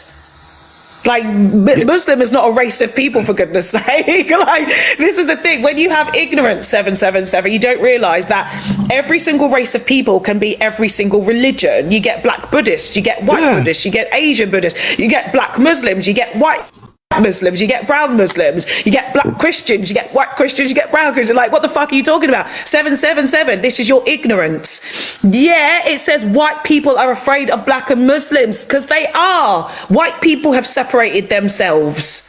White people separated themselves. They divided everybody and they divided themselves away from the rest of humanity, which was more integrated and more together and more willing to teach each other different cultures and practices. But a lot of our cultures and practices were the same, though. We had so much more in common. We had it's like, oh my God, you also follow the stars? Yeah, me too. You also pray to the ground and pray to the sun and pray to yeah, me too. We did those things, but white people, when they came with the Anglo-Saxon, they were so afraid of everything. They had to come up with this man-made shit and say, oh, you know what? We're the gods on earth. We're the most superior because look at us and our white skin. Oh, it's all about us now. 777, you're not clued up at all about much, it seems. Black people are not hated in the UK. You're just bored and want to be involved. Tell it to black people directly. Tell us right now that we're not hated, even though you have massive amounts of racism done against us. We talk about police brutality. We talk about the discrimination inside hospitals. We talk about all these things. Again, this is the thing with 777. He or she is too fragile to actually understand the things that have been done to non-white people in the countries. And so instead they ignore everything. They're like this with the blinkers on. They say, oh, no, it doesn't exist. So if you love black and brown people so much, why are you not hearing the struggles that we're actually experiencing? Because you don't love black and brown people. Because if you did, you would hear us. But the thing is, you all suffer with internalized racism.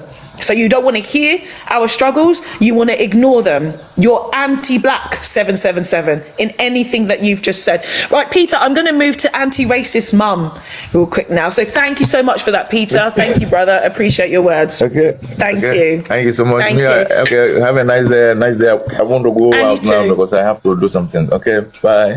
Yes, bye. So, Lemon, I know you've got question marks there, but I do prioritise my moderators to answer the prompt now. So, Lemon, I will come to you, so don't worry. Anti-racist mom, how are you today? Hey, thank you so much. And I am so grateful, and I'm sorry, Lemon, I'm so grateful that you're letting me in now because I've still got to hang up my laundry and I've got a meeting at 9:30, or hang out my laundry. So thank you so much. But the prompt that I wanted to address is this one about white people turning to Christianity, because it's not even real Christianity. It's like a fake butchered version. Like, true Christianity included women's voices, the Gnostic text. So these people are brainwashed, theologically illiterate.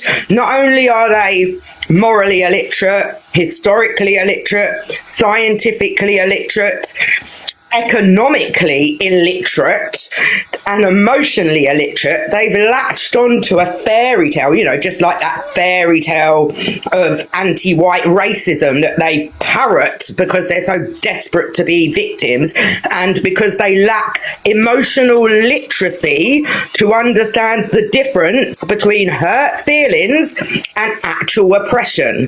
I just find them low value humans, and I am well, I think a lot of the low value prolapsed ovary micro appendage crew are actually jealous of those of us with wombs, and it is a lot of their deplorable nature stems from the fact that they're jealous of us with wombs, and obviously the jealousy that they encountered during the colonial period, and therefore the descendants of oppressors just live with this innate jealousy, trapped in ego, arrogance, entitlement. That's why they're the most vile and violent demographic on the planet, because they actually are allergic to the truth, allergic to accountability, and completely devoid of integrity. So they bring no value. The best thing for them to do is to hurry up and become worm food, really. Yep, exactamundo. I know it's been escalated, of course, by the universe. The universe is doing certain things. Actually, as part of one of the topics I was going to talk about, the European death rate. So let's talk about this lovely subject for a minute, guys. So, relative to population size, more Europeans are dying each day than anywhere on the planet. Did anyone know this? More Europeans are dying each day than anywhere on the planet. So daily deaths, you literally have up to 24,000 Europeans dying each day. The total population of Europeans is 740 million. That is 10.8 per 1,000 a year, which is 30 to 31 million deaths. Sorry, 30 to 31 deaths per million. The reasons why? Yes, you have an aging population. So the pattern comes from Europe has one of the oldest median ages in the world, around 42 to 44, because a larger percentage of the population is more advanced in its age bracket, whereas the overall mortality rate is higher. So it means, of course, the annual death rate is higher. Also, we have the heat wave, which we're talking about. Yes, I did say it with a smile. British patriot. I did. So we've talked a lot recently about the heat wave. That's the fastest heating up continent, as well as also Europe. The sun is heating up over Western Europe. There is an excess of 20,000 deaths in 1 week in June. In 2003, there were 70,000 excess deaths in the whole year in 2003. But in 1 week, there's 20,000, and the numbers are increasing. Why are white people getting killed by the universe? Could call it karma, really, couldn't we? Yeah, exactly. The other day I had the prompt. I said, is it karma? Is it deserved? White people getting killed by the universe. The universe is saying, no more white people. You're done now. And that's it. So it's not us putting all this hate out here, by the way. It's not us, because white people are like, oh, you hate us. Nobody hates you. You hate yourselves. And you've showed that you hate yourself, and you showed that you hate everybody. And the universe is now saying, do you know what, guys? You've tried and you failed at actually being human. You're not doing very well. So we need to make sure that this planet actually stays for the humans, because you guys aren't. Lawrence, are you back yet? Lawrence, are you there? This boy is eating he's eating something. I don't know, he's eating a long time. Anti-racist mum, you got some more points you want to add? And then I'll move to Lemon. I'm just going to respond. Some Muppet low-value human in the comment wrote something about, like, that's anti-white racism. Anti-white racism doesn't exist. It's a griffin.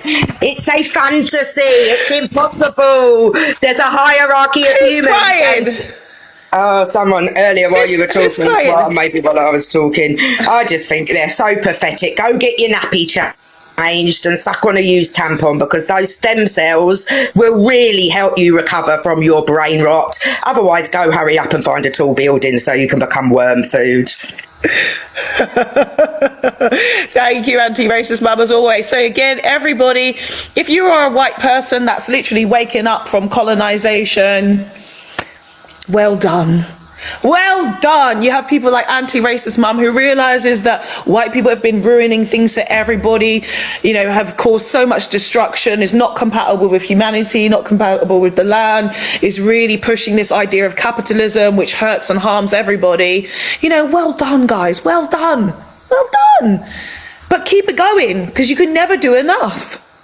And then, because we still have white people stuck in the program, the old program, who are like, oh no, but now everyone's racist towards us. Oh, the system that we created of race and racism, like we're the most hated people now and everyone is racist towards us. Oh, like, you sound ridiculous. You sound like bloody idiots. That's how we hear you. Literally I have a video coming shortly, actually, about how I hear white people when they're crying, what it sounds like to me in my mind. But yes, white people, dry your tears. Here's some tissue for you. Fold it up, stop crying, and do the work.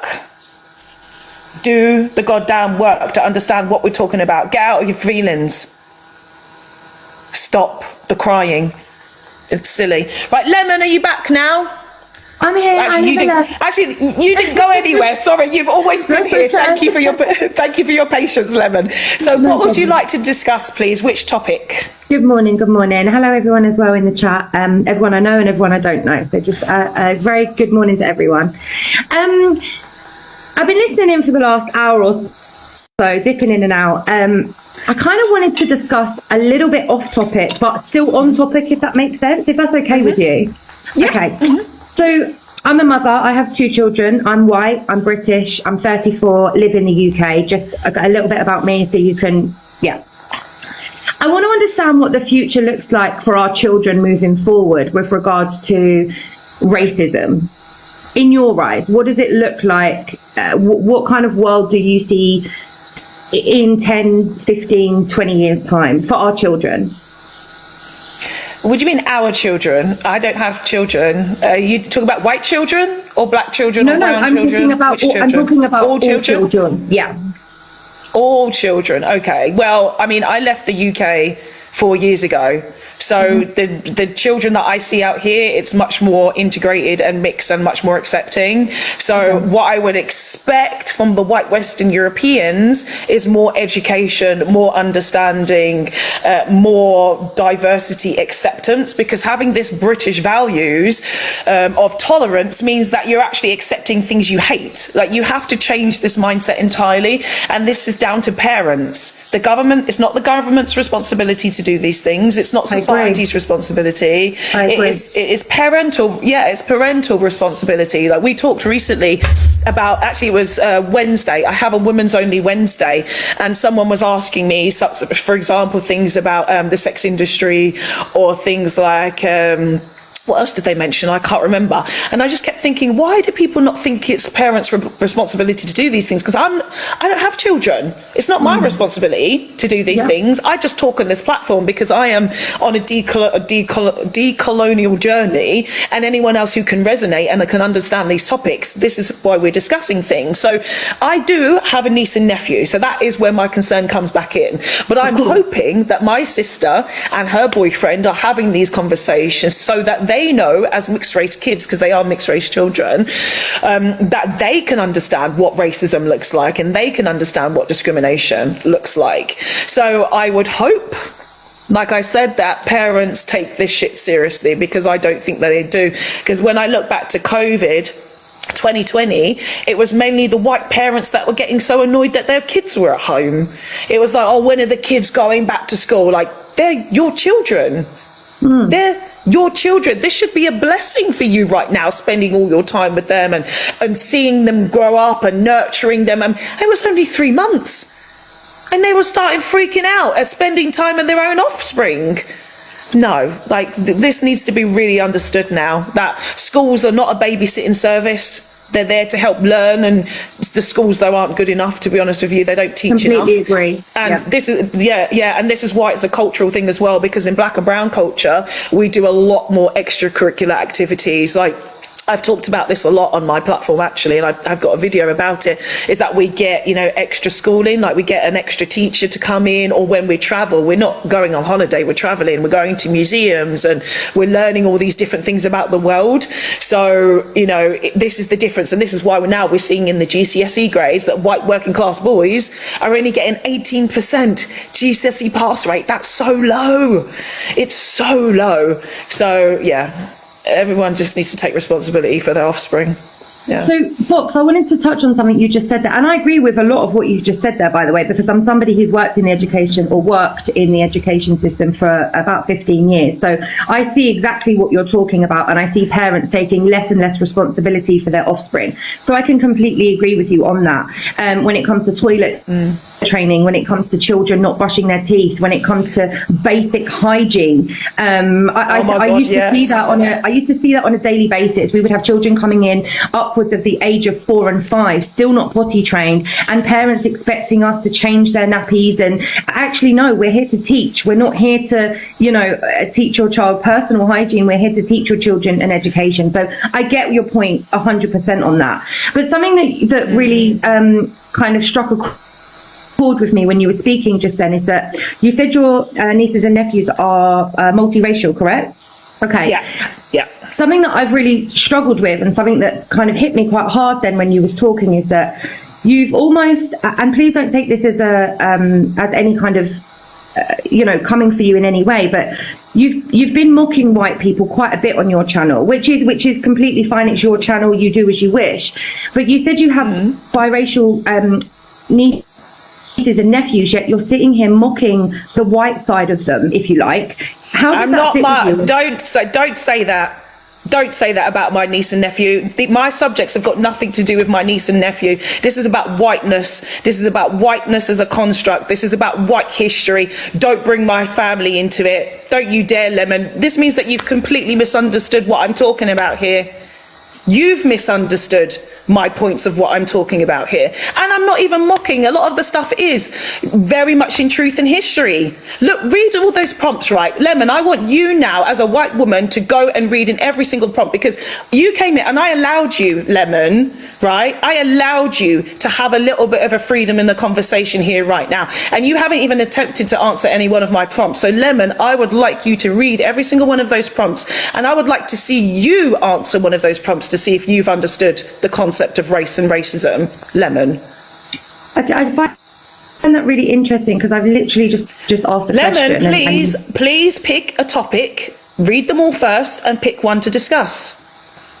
So you're not going to answer the question that I've posed to you? So Lemon, why are you having a problem with actually discussing the topics here? Because these are the topics. This is my space. This is my life. I've allowed you, like I've just said, to ask me some questions. But now you're struggling. Now you're struggling to pick one of my topics to discuss. Struggling to answer my question as to why you.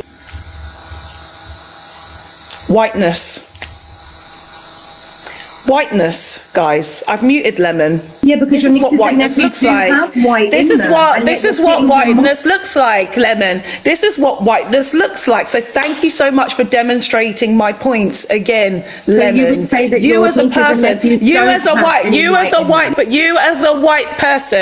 a white person have the inability to actually adapt yourself to conversations about race. You came here with a narrative, clearly, and now you want to try and bring my family into something which is nothing to do with what we're even discussing here right now, Lemon. We're not discussing any of those things.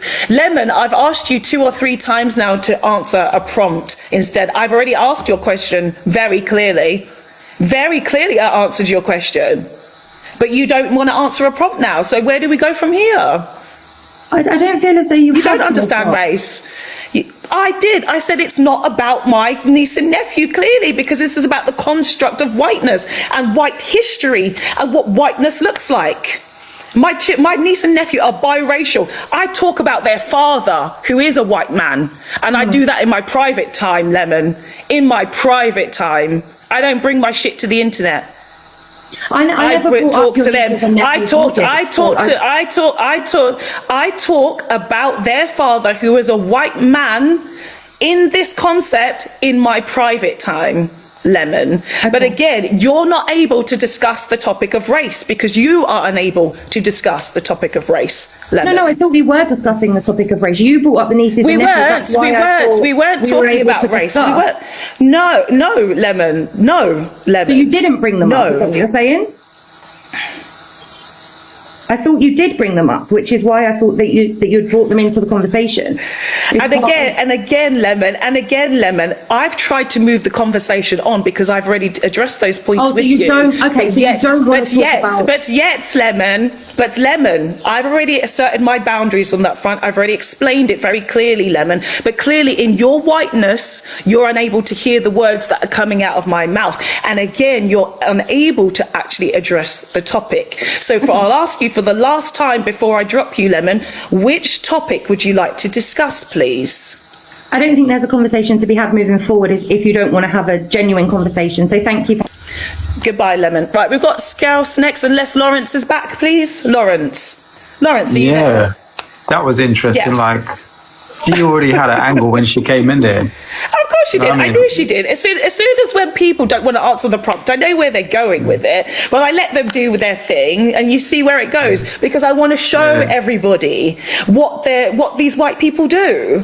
I want to show them that they're going to turn it back around on me because the whole point is we're supposed to, and the whole world can see we're all talking about white people. It's not just me. White people are talking about white people.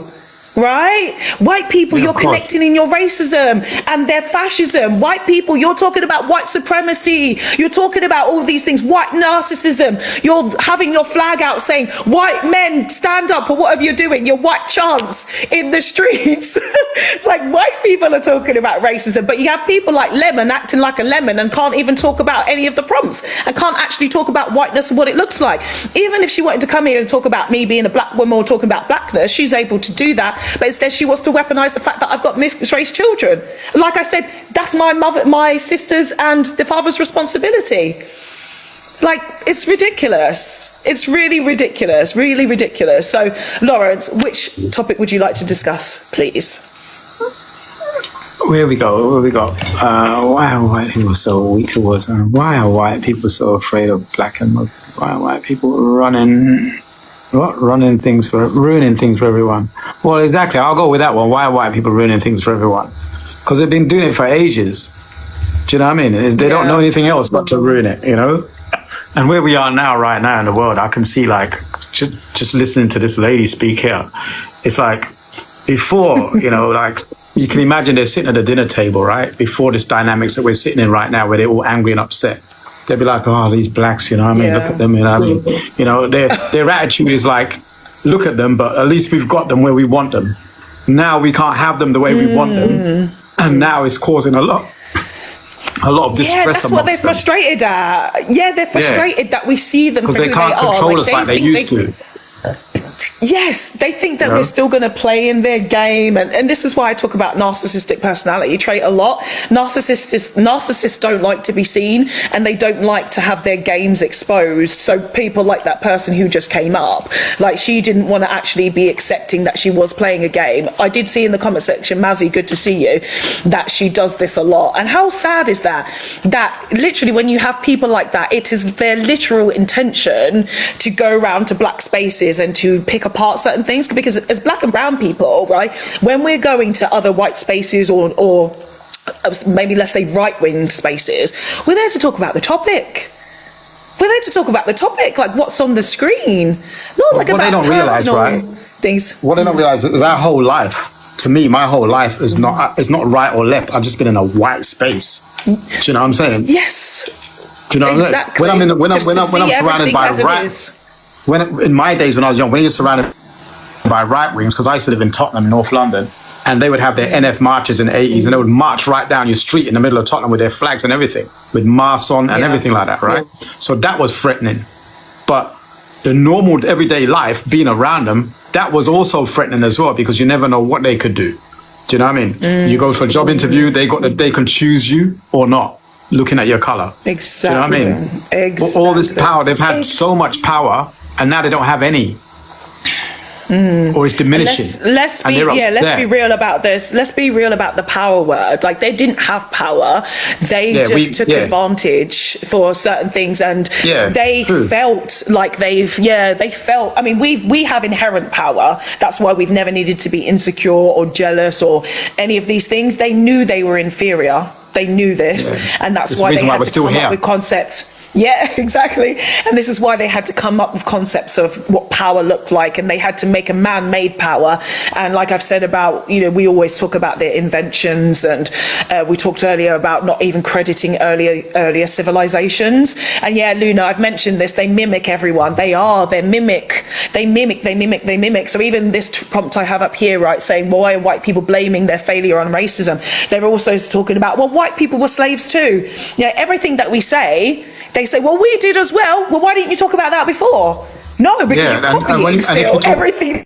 About reparations, they'll say, what's the latest one when you talk about reparations? They go, well, reparations from Roman Empire. We should ask the Vikings and the Romans for reparations. You know what I mean? Because they enslaved us. Yeah, and no one's stopping them. No one's stopping them. Like, go on then. They're not escaping the fact that, like, that was so long ago, and really and truly 200 years ago is not that long ago. But how long have we been free? Has it been 200 years? It's been less than that. Do you know what I mean? We weren't even we didn't even get a vote. You think a place like in America, black people didn't get a vote until the 60s. Yes. In Australia, indigenous Aboriginals weren't even recognized as a human being until the 60s. They were plant and fauna. Do you know what I mean? That's how deep this goes. Yep. And remember, Mimi, thank you for that prompt as well. So remember, the Mau Mau in Kenya was enslaved into the 1960s when they had their uprising. Yeah, of course. And they massacred a lot of them as well in the forest, didn't they? When they wanted their independence. Yeah, exactly. So a lot of this is very new, very, very new. Recent. And yeah, Mimi is right. It's this freedom again has still come with restrictions, because they're still doing shit in our motherland. They're still discriminating against us when we are in the West. So there's not really so much freedom. It's like, yes, the chains are off, but they're still trying to enslave us in many different ways, including our mind, right? And this is why people get upset that we're actually breaking free from the mindset of what colonization looks like. They don't want to actually look at that. Reflex Sack says, host, am I watching the Commonwealth Games? What do I think of it? No, I never watch anything to do with the Commonwealth, because there is same here. Commonwealth. There is there's no wealth that's common between these countries. Exactly. It is just stolen wealth. Stolen wealth.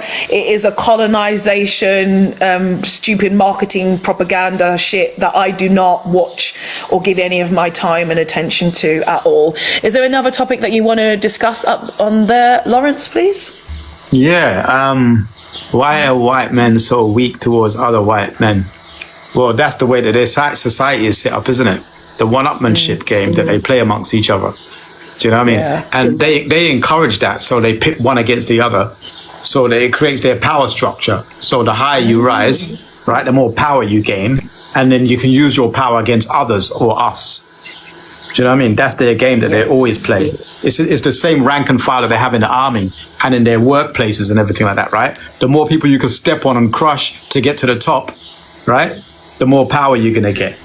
That's the way that their system works. This is how they've ruled the world. It happens in politics. Look, you see the Tory party, members of the Tory party will crush each other, right? Eradicate each other to get the top position. Same in the Labour Party. All the parties are all the same. That's just European. That's the European mindset. Do you know what I mean? That you've got to crush other people to get to the top. About these hierarchies that they had to put in their cultures because they were so insecure as white men. So I've mentioned about the alpha, beta, delta, gamma, omega. I've mentioned about the class system. I've mentioned about racial hierarchy. The most inferior being on this planet clearly is the white man. Very, very clearly. And it's been very embarrassing to watch weak white men on this app. I mentioned this a few weeks ago. I don't know if some of you guys were here. There was, Mimi, you were here actually on the panel, if you remember.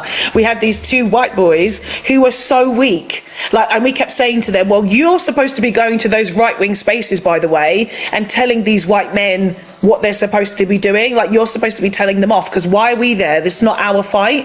And they were like, like, so what I can hear is that you're too afraid.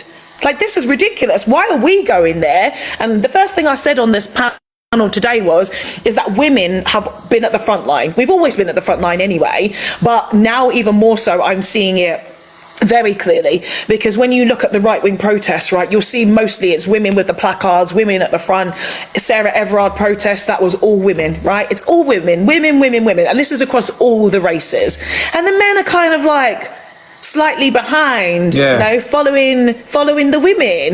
And that's the first thing I said. And the first thing the man came up here and said was, oh, but women are rolling over and having babies and men are leading. Like, you didn't hear a single word of what I said. And the birth rates are falling. So what the hell are you talking about?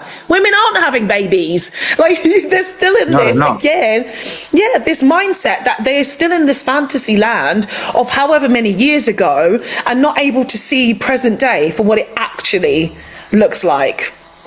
What's the birth rate at the moment? It's 0 to 0 to minus % in predominantly most European countries. Like, it's not even 1% of them having babies. And when they question them on all these different things that they ask them, like, they're like, no, I don't have no children. Yeah, that's what they said to me. They said, oh, you know, they turned around, do you have kids? Do you have kids? What's that got to do with anything? That's not the subject I'm talking about. And no, I don't want bloody kids, because white people ruin things for everyone. I care. So I don't want to bring some more kids into this white world. No, I do not. I'll put a question in there. I'll put a question in their comments, right? Who is the weakest white man on the planet? The weakest? Definitely Donald Trump. Definitely Donald Trump is the weakest person on this planet. I would say Elon Musk. You know why? It's a toss-up between them two. Like, Donald Trump will be gone, right? He hasn't got the kind of influential money, power, and wealth like Elon Musk, right? Yeah. Elon Musk is what you call failing upwards, right? So they will prop him up and throw money at him and sponsor him and give him government funds and whatever, just to keep him at the top of the white ladder because of the threat of all the others coming up behind him, like the Chinese and that, right? So no matter what he does, if it fails, they'll just throw money at him because they've got to have one of theirs at the top. Do you know what I mean? When I'm talking about like innovation and supposedly the man that's supposed to be saving the planet, right? Because he's the savior now, isn't he? With his technology, right? So they've got to put a white guy up there as the savior, you know? And he speaks about these things, doesn't he? He speaks about population and saving the planet and finding another planet. And he's going to get his spaceship up there to save the rich white people so they can get somewhere else. Do you know? So he's their savior. But he's not really their savior. It's just that they need someone that looks like them. Yeah. He can't be Chinese. Exactly. So Elon Musk, he's important to them, you know? Yeah, with these people, I mean, I really choose my algorithm so carefully. I mean, I don't choose it, I just don't engage with anything. Like, I haven't seen Elon Musk like say anything probably this whole entire year on any of my social media. I haven't seen anything. Donald Trump, it's only because he's like shitting himself or something. Like, I'll see something and people in the background be like, oh, he's pooing again. Yeah, I only see stuff that makes him look like the fool that he is. So I've not really seen much to do with politics. Oh, I saw recently, of course, that Spain cropped him out of the World Cup picture. So I've seen that. But, you know, the universe told me a long time ago that the United States is not the United States. The United States is actually every other state in the world. So the United States of America is meant to crumble. It will fall. But I also received that Japan also was going to fall. I don't know what that's about, but I had somebody up here earlier saying that they were Japan, but I actually received that message too. And yeah, there needs to be eyes on Egypt because the water supply also is not very good there. And actually, when I did research it a few months after I got that message, they were like, yeah, water is very scarce in Egypt. And I don't think people are talking about that either. So there's things that go on in this planet that people aren't aware of. You need to think of outside of what you're seeing on your social media, what you're seeing on your marketing, and understand that there is something called the intellectual vacuum as well. I've mentioned this before. The intellectual vacuum was something that was pushed by this 1% of people that actually before they did put over African countries and Eastern countries, and of course it's moved to the Europeans because we see the lack of intelligence, the lack of knowledge, the lack of wanting to actually understand anything about humanity, the lack of wanting to answer simple prompts on a screen, and the inability to read. You know, this is the intellectual vacuum that they're stuck in right now, and we know that they're just grunting and just being like, oh, we're really are upset, the right of them, and yeah, so upset. They're really so upset. You know, and that's why, like, the other topic you got there, that's why they run into Christianity. They don't believe in it. Yes. Yeah, You know? they want to feel saved. They want to feel saved. But they're playing a numbers game because all the statistics state right that even white people are turning to Islam and everybody's turning to Islam. So like, oh no, so like Christianity is on decline.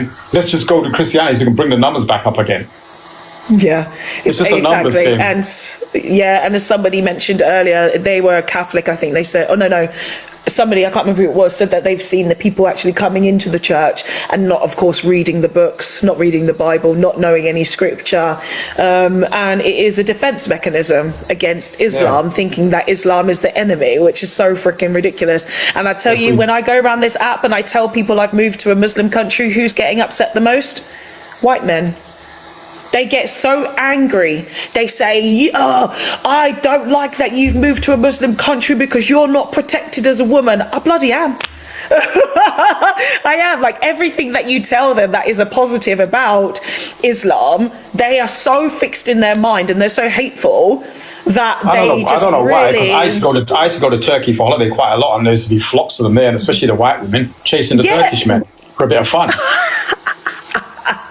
You know what I'm saying? Blatantly. Yeah. You know what I mean? There's even TV shows that are going to Turkey looking for men. Yeah, especially as we see a lot more white women, as you mentioned, going to Turkey, going to UAE, Dubai, Qatar, all these places, they are turning to these places. And I think that's what it is. It's white men are jealous, right? Because they can't get black women, they can't get brown women, they can't get white women either. So now they're just very upset. A lot of these white women, right, especially these white men, when they get to a certain age, they've been working their arse off, they've been drinking too much alcohol, eating too much red meat, and then their testosterone goes down, their sperm count drops, they can't get erections. Do you know what I mean? And then the white women are like, well, you know what, I still want some. Do you know what I mean? I'm gonna go give me someone brown or darker. Do you know what I mean? Yeah, exactly. More virile because without their belly hanging past their bits. Yeah, because as I mentioned, that was crazy. The sky just went grey there. They will come back the sun. Europeans' aging population, as I mentioned, it has the fastest aging population. The sun is also killing Europe. And guess where the most youthful population is? In the continent of Africa. It has the youngest median age of around 19 years old, and 60% of the population is under 25. So we are really, really, really seeing. I remember the days when they used to say that we're making too many babies. We're not making as many babies as we used to when they said it. We're now making 3 to 4, right? But it's still better than none. Do you know what I mean? We're not making any. Yes. You know? And again, shout out to the crying white people in the comment section. We always love that you're here because we can see you and your weakness. Thank you for showing us who you are. Thank you, Lawrence. I'm going to move now to Scouse Chick. Scouse Chick, how are you? I'm all good, baby. You? I'm lovely, thank you. Which topic would you like to discuss today, please? Okay, I'd like to discuss why are white people so afraid of black and Muslims. May I say, in general, I hate these topics because I still believe we don't look skin deep, we look at the character of someone's person. You know any history about Liverpool at all? Anyone on this panel? Yes, a little, yes. Yeah. Yeah. You do realise that the first settlers of the black community was the 1730s. Yeah, we have the oldest mosque. We have the oldest Chinatown. Us as a city is an immigrant city. So we've always lived together, always without any issues. Look at the Tocky riots. Do you know much about that? What is it called? The Toxteth? Are you talking about? Toxteth riots, yeah. Yeah. Yeah, when we got sick of the police basically stop and searching and black young boys all the time that we stood together and turned on the establishment. You So do know you're the giving an shout example, as well. yeah. So of course Of you're how giving we one all work example. together. Yeah, you're giving one example of one city in England. Have you got any more examples? Because you're talking about To be whiteness, fair, so you're I saying- don't live in any other city, to be fair. So I don't know much about the rest of England. Not my place. But I can learn. What would you like me to look how into? does that? Yeah. So how does that prove the point? If you're talking about it white proves people our aren't point afraid that of black. No, wait one It minute. proves 'cause Scouts. we've lived together One minute. all in harmony. One minute. Scouts. Scouts. Sorry, go on. There are many cities. Yeah, there are many cities and many boroughs and many cultures that live within the UK. But you're only able to give examples of what happened on your doorstep as a positive. The rest of us don't live in Liverpool. So we wouldn't have seen this, and it can't be a general thing if it's across the country, because you would have been able to give examples. So I can tell you that since 1919 in England alone, there's been about 24, 25 race riots against black and brown people. So the opposite to what you're saying. There has been so much racism and discrimination and riots against black and brown people. So yes, we know that Liverpool was one of the first cities to actually turn up against what happened after slavery.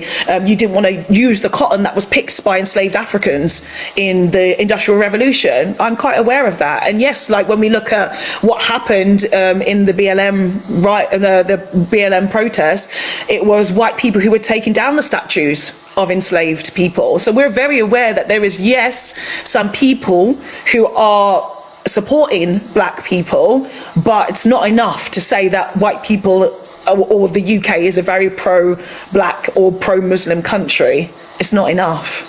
To be fair, and it's even like when I go back to, I like to check facts, and I'll have to look at all these things and probably go throughout history, because I do like to travel. I do travel to continents, countries, places, just to learn from the people.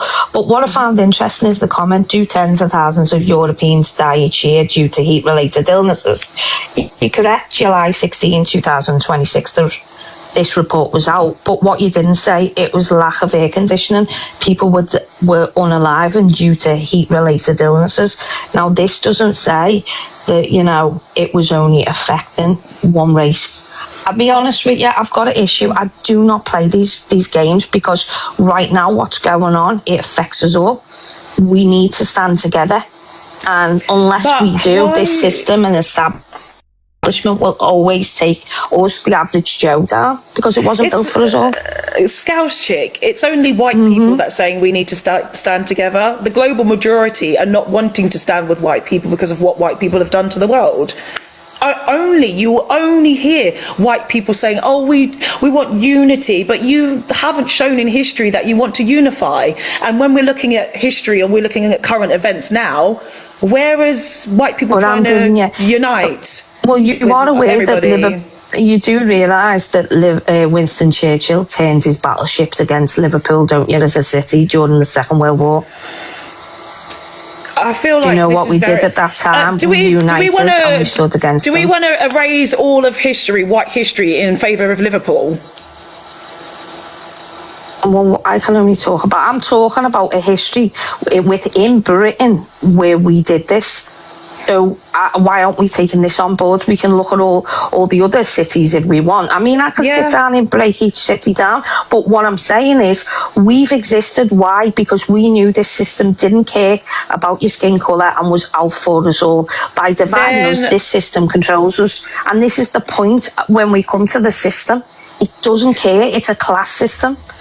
Then why is you, as a Liverpudlian, a proud Liverpudlian as you are, not going to other cities, going to other cities and other towns and saying, hey, look at what we did in Liverpool. Why are you not doing that in your city as well? Well, do you know the history of Liverpool, don't you? You know about Hillsborough, that the whole of Britain thinks that we are victims.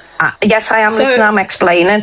Do you think that who conned that? Margaret Thatcher, he sat on the tapes. The police commissioner allowed history. We're trying to bring in the Hillsborough Bill. Why? So basically MPs and that cannot lie. England saw us at the time as being victims, not realising we were going up against the Crown, Margaret Thatcher and the police. So until we can, I mean, this bill is about to be passed, and unfortunately for everyone, it's on a second reading. However, 68 pages have been taken out of this bill, but this bill will allow us all to hold MPs in corruption of what they're doing. So Liverpool as a whole, yes, this is why when you hear that shout, we're Scouse, we're not English, it's never been against the people, it's been against the establishment. Why? Because we know how corrupt it is and always have done. We pass it down to each other to let each other know, but unfortunately the rest of Britain, they read the news headlines. We still get it now, you know, watch your handbags, the Scousers are coming to rob you. I mean, this is this is a joke all the time. We can't teach Britain, so what did we do? We tried to create a law to challenge it, but still, if you hear anyone that go, here's the Scousers playing victims, you know what I'm saying? We are trying. If we get this bill through, that helps all of Britain. We can then hold our MPs accountable for lies and anything that happens bad to its people. And that's what we tried to do. Yeah, so your points are just really interesting. It's just a lot of individualism, Scouse chick. Like I really do feel like you're not really seeing what's happening in the rest of the country and understanding the gravity of such situations. I feel like you're very much still here and championing what happens in Liverpool, and I'm a Liverpudlian, and discrimination against Liverpudlians is really bad, but you're not hearing me. We're putting this bill across. We're fighting for this bill. One minute, Scouse chick. I have to mute you a second because, like I said, I've heard you, and you're talking about this one bill, right, which you mentioned about Hillsborough.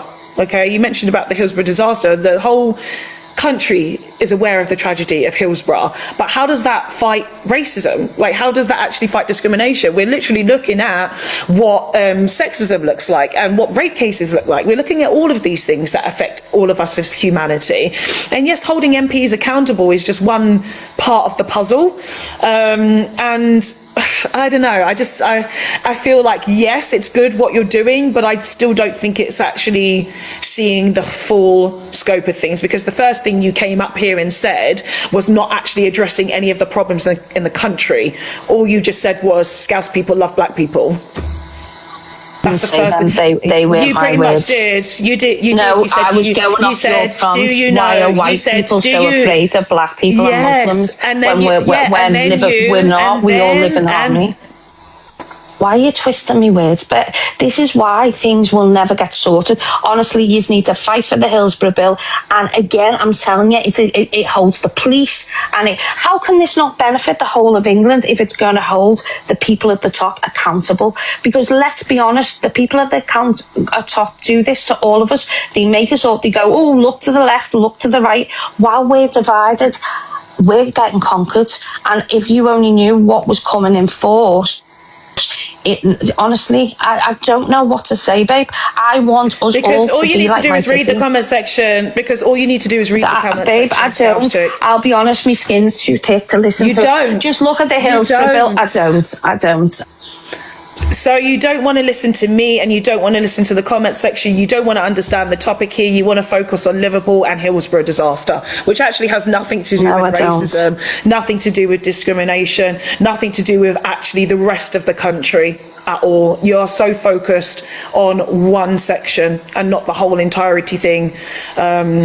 Yeah, guys, that was a really interesting demonstration right there. Yeah, Groove Nation, me.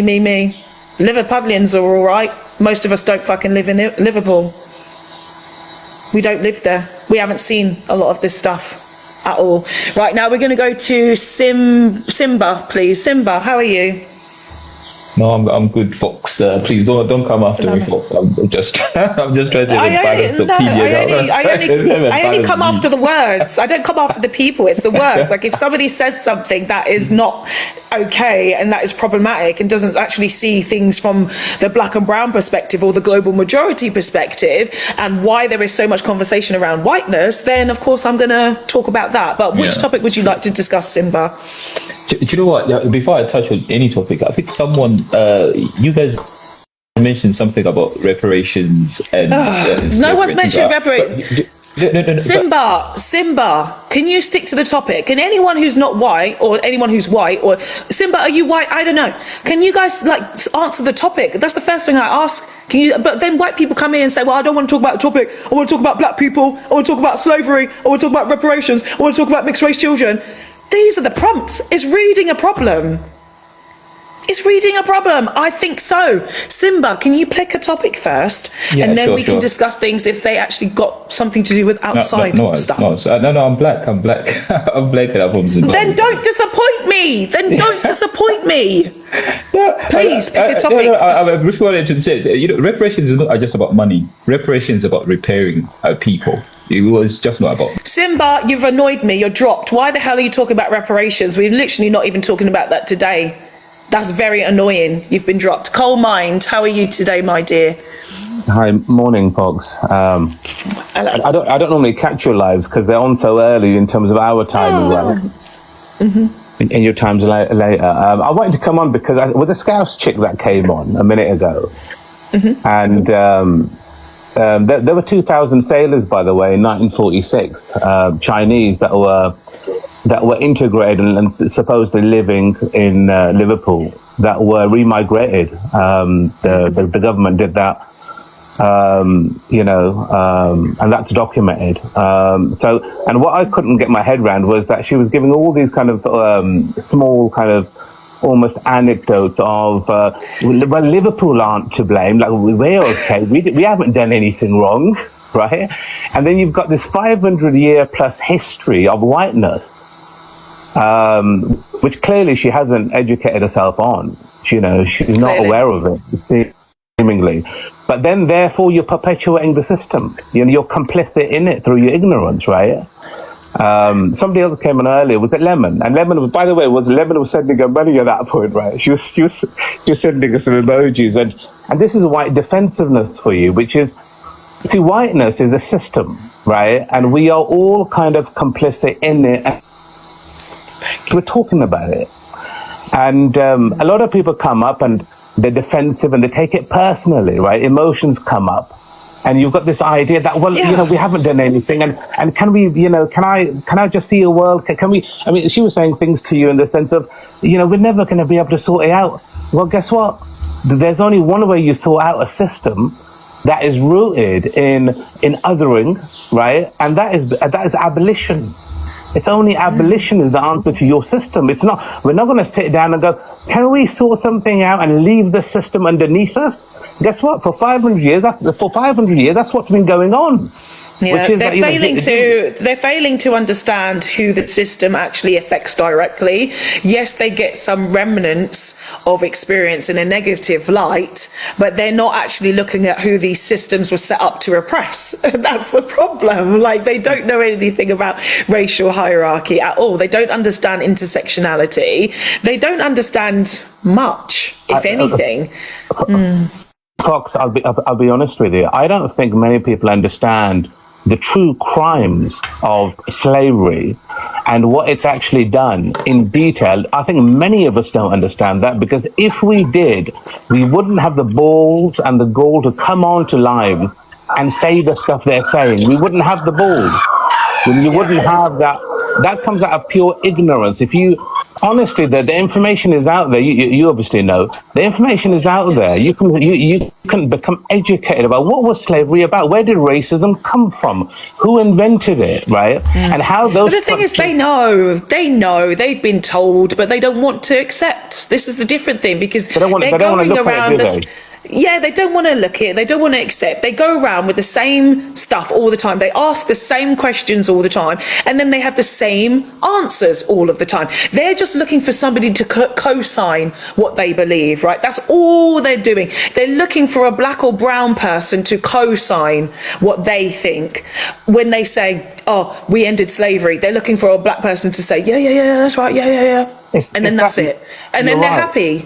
It's that return to comfort. Yeah, it's that return to comfort, isn't it? I mean, this is the one thing that I've rejected, which is there's a long-standing pattern with whiteness, right? Which is, we don't want the pain of being a human.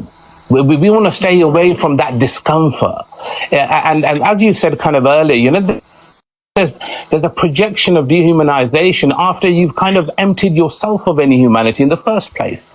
The whole thing seems parasitic. You know, there's something recently, Fox, which I fell into, which is called, it's a bit of a niche area, you might have come across it, which is called Afro-pessimism, right? It's a bit more of a radical take. Have you come across that, Fox? No, but I don't like the phrase already. Oh, don't you? Okay, well, I actually quite liked it, so you might want to look into it. You might like it. In the same I might move this topic on because the whole point we're supposed to be talking about is white people, and why is it that white people are the most pessimistic people on this planet, and there's nothing called Euro-pessimism, so I'm not going to go down that route with you, Coalmind. Which topic would you like to discuss, please, here? Well, I wanted to talk about the parasitic nature of whiteness. Which topic does that fall under? Which topic does it fall under? I suppose why they're afraid of Muslims and black people. There's a whole load of appropriation that goes on and projection,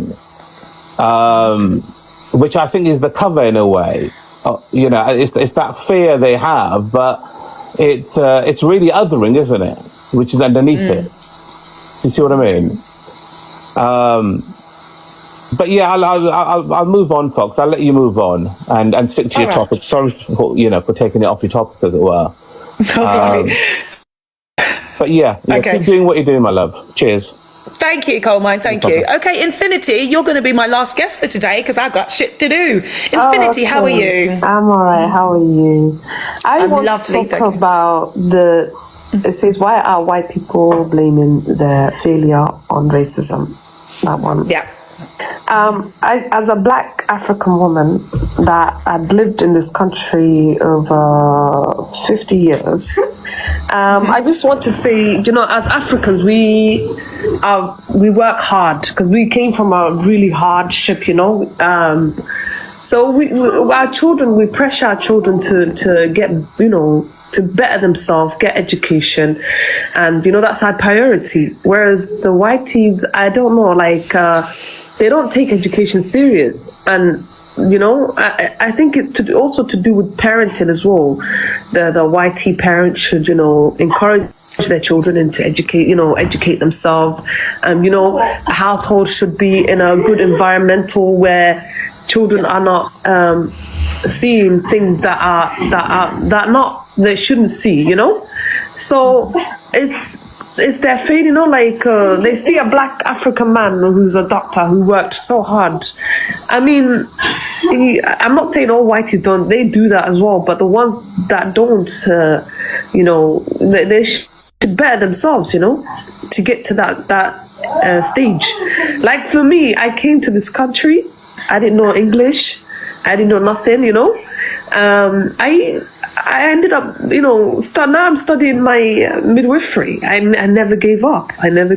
You know. So instead of looking at a colored man of his achievement, they should, you know, get on with their achievements. Go and do better for yourself, you know, instead of hating. Yeah, they don't know how to.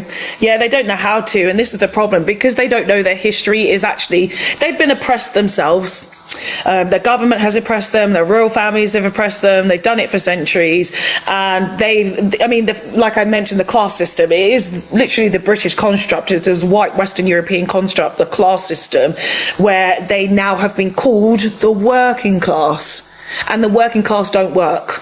So, you know, this is a really, really big problem where they've actually been not able to see that education has been supposed to be something that, of course, benefits them, right? But because they're being working class, they've been turned against the benefits of actually being educated. And I give an example recently that my parents came to visit me. I moved to another country and they went out with some local people here, and an English couple, just speaking to my parents, they just said, oh, it pays to be educated, doesn't it? Because they're looking at my parents who are educated and they're in their 70s now. My mum's approaching her 70s. You know, this is generational, that the government has told them, you don't need education, just get into work, just earn your money, do your service to the country. We want to push capitalism. You're going to have purpose. You're going to have meaning if we say that you are important because you've contributed to the society, which means only keeping the 1% rich. Whereas it's not like that in our culture. We're not told that we need to actually serve of anybody. Right. It's just do your work, live for yourself, like protect your friends and family, build your community, and that's it. Absolutely. It's nothing to do with no elite class. Absolutely. Nothing to do with them. Exactly. It's also to do, like, I'm blaming the parent, the households. The parents are the ones who fail their children. They should encourage them. They should have tried their effort in, getting them into, better education. It doesn't take that much it doesn't take that much, it doesn't, it's not costly, it doesn't cost that much. Yeah, I mentioned this earlier. I mentioned this kids earlier. now, my daughter, I'm taking my daughter to tuitions now. I'm paying, I've saved up because I want her to have a good future. So I mentioned this earlier, right? I said this earlier, okay? So I said, we do this extracurricular activities. Someone in the comment section says, well, who gives you the money? Like, ourselves, for goodness sake.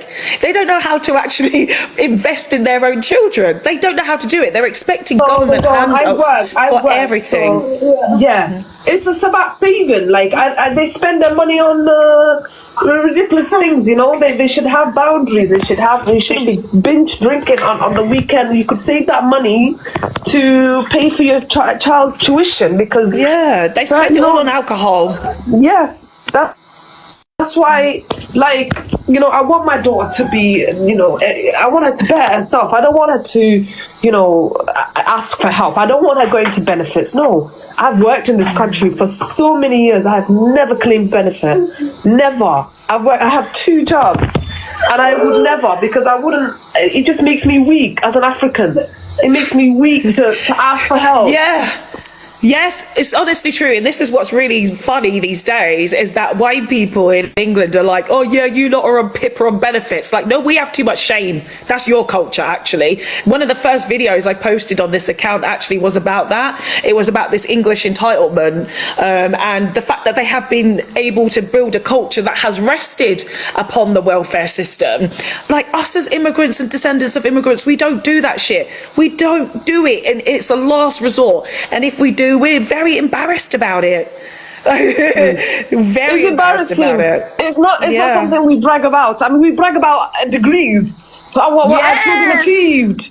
Well, that's what we have. But handouts is just. I think it's just. It makes me as an individual myself. It makes me very ashamed and very weak. I can't do anything for my kids. I become useless. I don't want that. And I was brought up to find a solution, work hard, provide for your children, get them into education. So that's all I have to say. Like exactly.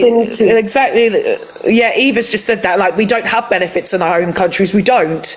We don't have things like, even in Nigeria, we don't have mortgages. Like 0.1% of people have a mortgage because it is all about self-sufficiency and doing shit for yourself and getting on with it. That's our culture. White people's culture is like, oh, I haven't got anything. Someone needs to give me something. Like, that's them. It's not us. Right, I'm going to go to Mimi because my battery... Thank you so much, Infinity. Thank you very much. Mimi, you are the last person today now, please, Mimi. Sorry, I just want to come up quickly because I was washing my hair. It's always like I'm washing my hair when you're on live. And I heard the lady from Liverpool. Now, one of the things that really concerns me is the audacity to come on a black person's live, a black British person's live who's living abroad, and try and censor yourself. And I know that's one of the tenets of white supremacist culture. But you also need to take a look at what's going on and read the fucking room. The room. She's talking about Hillsborough. She's talking about, what they've done. I put in the chat about there being race riots as in 1919. I also put that we had literal pogroms last month in the UK. I have yet to see any campaigning from Liverpool specifically about that and about how they believe that we should all live in unity. What I did see was a resurgence in neo-Nazism in that particular area. Why? Because they go into class reductionism, and that's what she was trying to do. Your efforts as a whitey person for the working class does not subsume the efforts of racism. And one of the things you forget before they considered ending, and I put that in inverted commas, slavery, they had to have an alternative. And you guys were the Muppets. You were the ones that were put through to become that alternative because it was cheaper and they feared less rebellion from your counterparts. So to mention that on this live and talk about you want us to be unified betrays the fact that your community has consistently betrayed ours. And I give the example, she mentioned Hillsborough. One of the things that she didn't mention was that when black and brown people were complaining about the fact that the government in recent times has been removing the legal recourse for people to take action against the police, to take action against the state, they haven't said anything. And because they've isolated their claim, and I'm not knocking what's happened with Hillsborough, it's disgusting, but they deliberately chose to remain isolated with their claim rather than join the black and brown communities who were warning and saying, you need to have an independent the access to an independent examination. We're seeing that now with what's happening in Nolan Wells in the United States and how important it is to have your own autopsy of life in the States.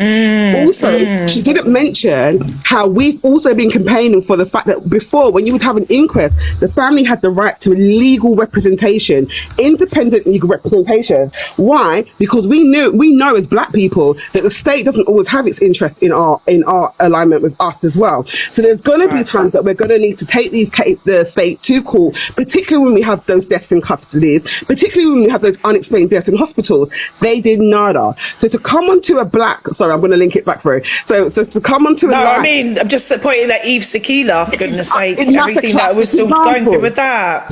If you were truly about that life and you truly were concerned with the greater good, you would be subsuming those other causes into yours. You don't. You keep it about your whiteness of the white working class and how they were treated. The irony is, as black people, we already knew what time it was with the football match and what was going on as well.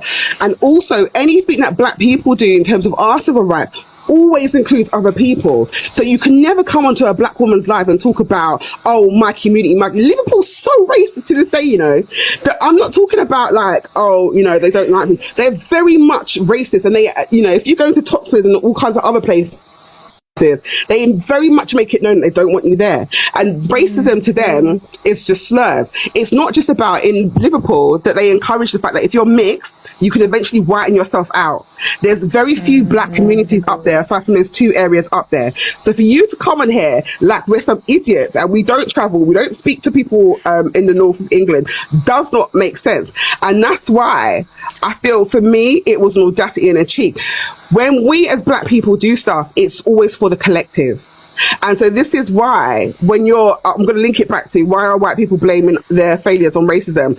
You guys are jealous because we come up and we get stuff done. And not only do we get stuff done, we make sure that it benefits everybody else. And it would have benefited Hillsborough. Just like the other pushes that have happened have benefited Hillsborough. Even Doreen Roberts, with her long-suffering campaign for justice for her son, has also had to subsume other causes into her cause. Hillsborough have not done that, and that's why you guys are languishing in the way that you are. That's what I wanted to come over here and say, because I was hot.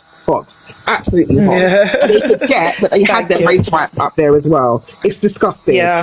We agree that we should always have to remind the people. Always have to remind the people. And thank you for saying that, because like my energy, I have to admit, was a bit drained by those 2 people and those 2 conversations. It's hot. I haven't had my breakfast as well. I'm looking after extra dogs. I didn't sleep very well last night, so thank you, Mimi, for coming up and saying those things. It's very important, because we are seeing white people getting so defensive and saying, oh, but what about this? What about this? What about this other work we're doing? The other work you're doing still doesn't help us. Lemon, as well, I'm very disappointed in Lemon, because Lemon facilitates neo-Yapsies on her live. So if you truly were about all of us coming together, when I as a black woman am coming onto your live and I'm saying to you that this person's a Yapsi and you've not identified that, and I'm going through to you what the person is talking, when they're talking about the Roman salute, there's another one on here, Lulu, who's very racist. She is a Yapsi, okay? And when I'm saying to people, this is what we're talking about. You welcoming and trying to do all lives matter and trying to weaken down what we're saying, you are doing it at the cost of yourselves, because we know this is a cycle and you guys never benefit, especially as white women as well. So you align aligning yourself with these races, and they don't understand the difference between racism and how it facilitates white supremacy. Yeah. And they want to come in and flap their gums. It's not just about slurs, it's the whole thing in its entirety. The overarching is imperialism, colonialism, and racism is a mechanism by which it is allowed to happen. So if you don't tackle that racism at its core, you are allowing the system to continue, and the same system oppresses you. Fox, let me go. My washing machine's leaking. My hair is dripping. I got all this. I was hot. To mention your niece and nephew, no, we're not doing that, because you betray the fact that you don't understand how race is categorized in this country. Clearly. And how they are viewed as well. Anyway, let me go. Let me do a job. But yeah, sorry. Thank you, Mimi. Thank you, sister. Thank you, sister. I always love hearing from Mimi. We all love hearing from Mimi. So yeah, it's been a really interesting live. Thank you so much, everybody, for coming up and for your topics of conversation. Let me just bring up those two white women, because sometimes when we have people that come up and say certain things, we need to kind of do a summary of what that looks like. I need to do more conversations about white women. These topics, of course, are mentioned about white men specifically. I need to have some conversations about white women and the things that they do in their manipulation, because, of course, they also uphold white supremacy, white narcissism, and they come at black women with shit like they have done earlier, bringing up my niece and nephew as if that's something to discuss, like it's not even relevant at all. Like I mentioned, it is definitely something I talk to with a white man about. My niece and nephew are too young a lot of the time, but I am also having discussions about race with them. Of course I am. And then the other person mentioning Liverpool. Again, this is a very isolated city, which does not see the graveness of the situation of what's actually not even just happening in the UK, what's happening internationally. So it's silly. It's very silly. We cannot allow these white women to think that they're doing things and thinking that they actually have knowledge about race, because clearly these two women today didn't know anything about race at all. They knew nothing about race and knew nothing about what it looked like. And we're very aware that white people, white Western Europeans or the Anglo-Saxons, are struggling with education, very much so. We know that they're not able to read prompts, they're not able to stick on topic, they're just crying racism all the time, saying that they're being discriminated against, and the way that they still do gaslighting and manipulation as part of conversation is very much a white thing. It's very much a white thing. So yeah, it's important that people will look at those things that they do and make sure that you're actually up against, like, fighting it as well, because we cannot let these things slide. So thank you, everybody, for being here, part of the conversation. I'm going to go and eat now. Maybe I'll have another little nap, because as I mentioned, I got woken up by dogs. I'm looking after 2 extra dogs at the moment, and there was so much barking. There was a stray dog, and I'm sleeping outside, so I've probably only had about 3 hours sleep tonight, and now I've got some things I need to do today as well. A very busy day, so I can enjoy myself this weekend. So thank you, everybody. It was a joy and a pleasure to see you all. Thank you to my moderators. Thank you, Hermit Sapien, as well, for your excellent moderation today as well, because I see you say we're muting so-and-so for so-and-so's offence, because again, we try to protect this space and protect this energy so we can all have decent conversations. So thank you. And thank you, everybody, again, as usual. And I'll see you again next time. All right, bye, everybody.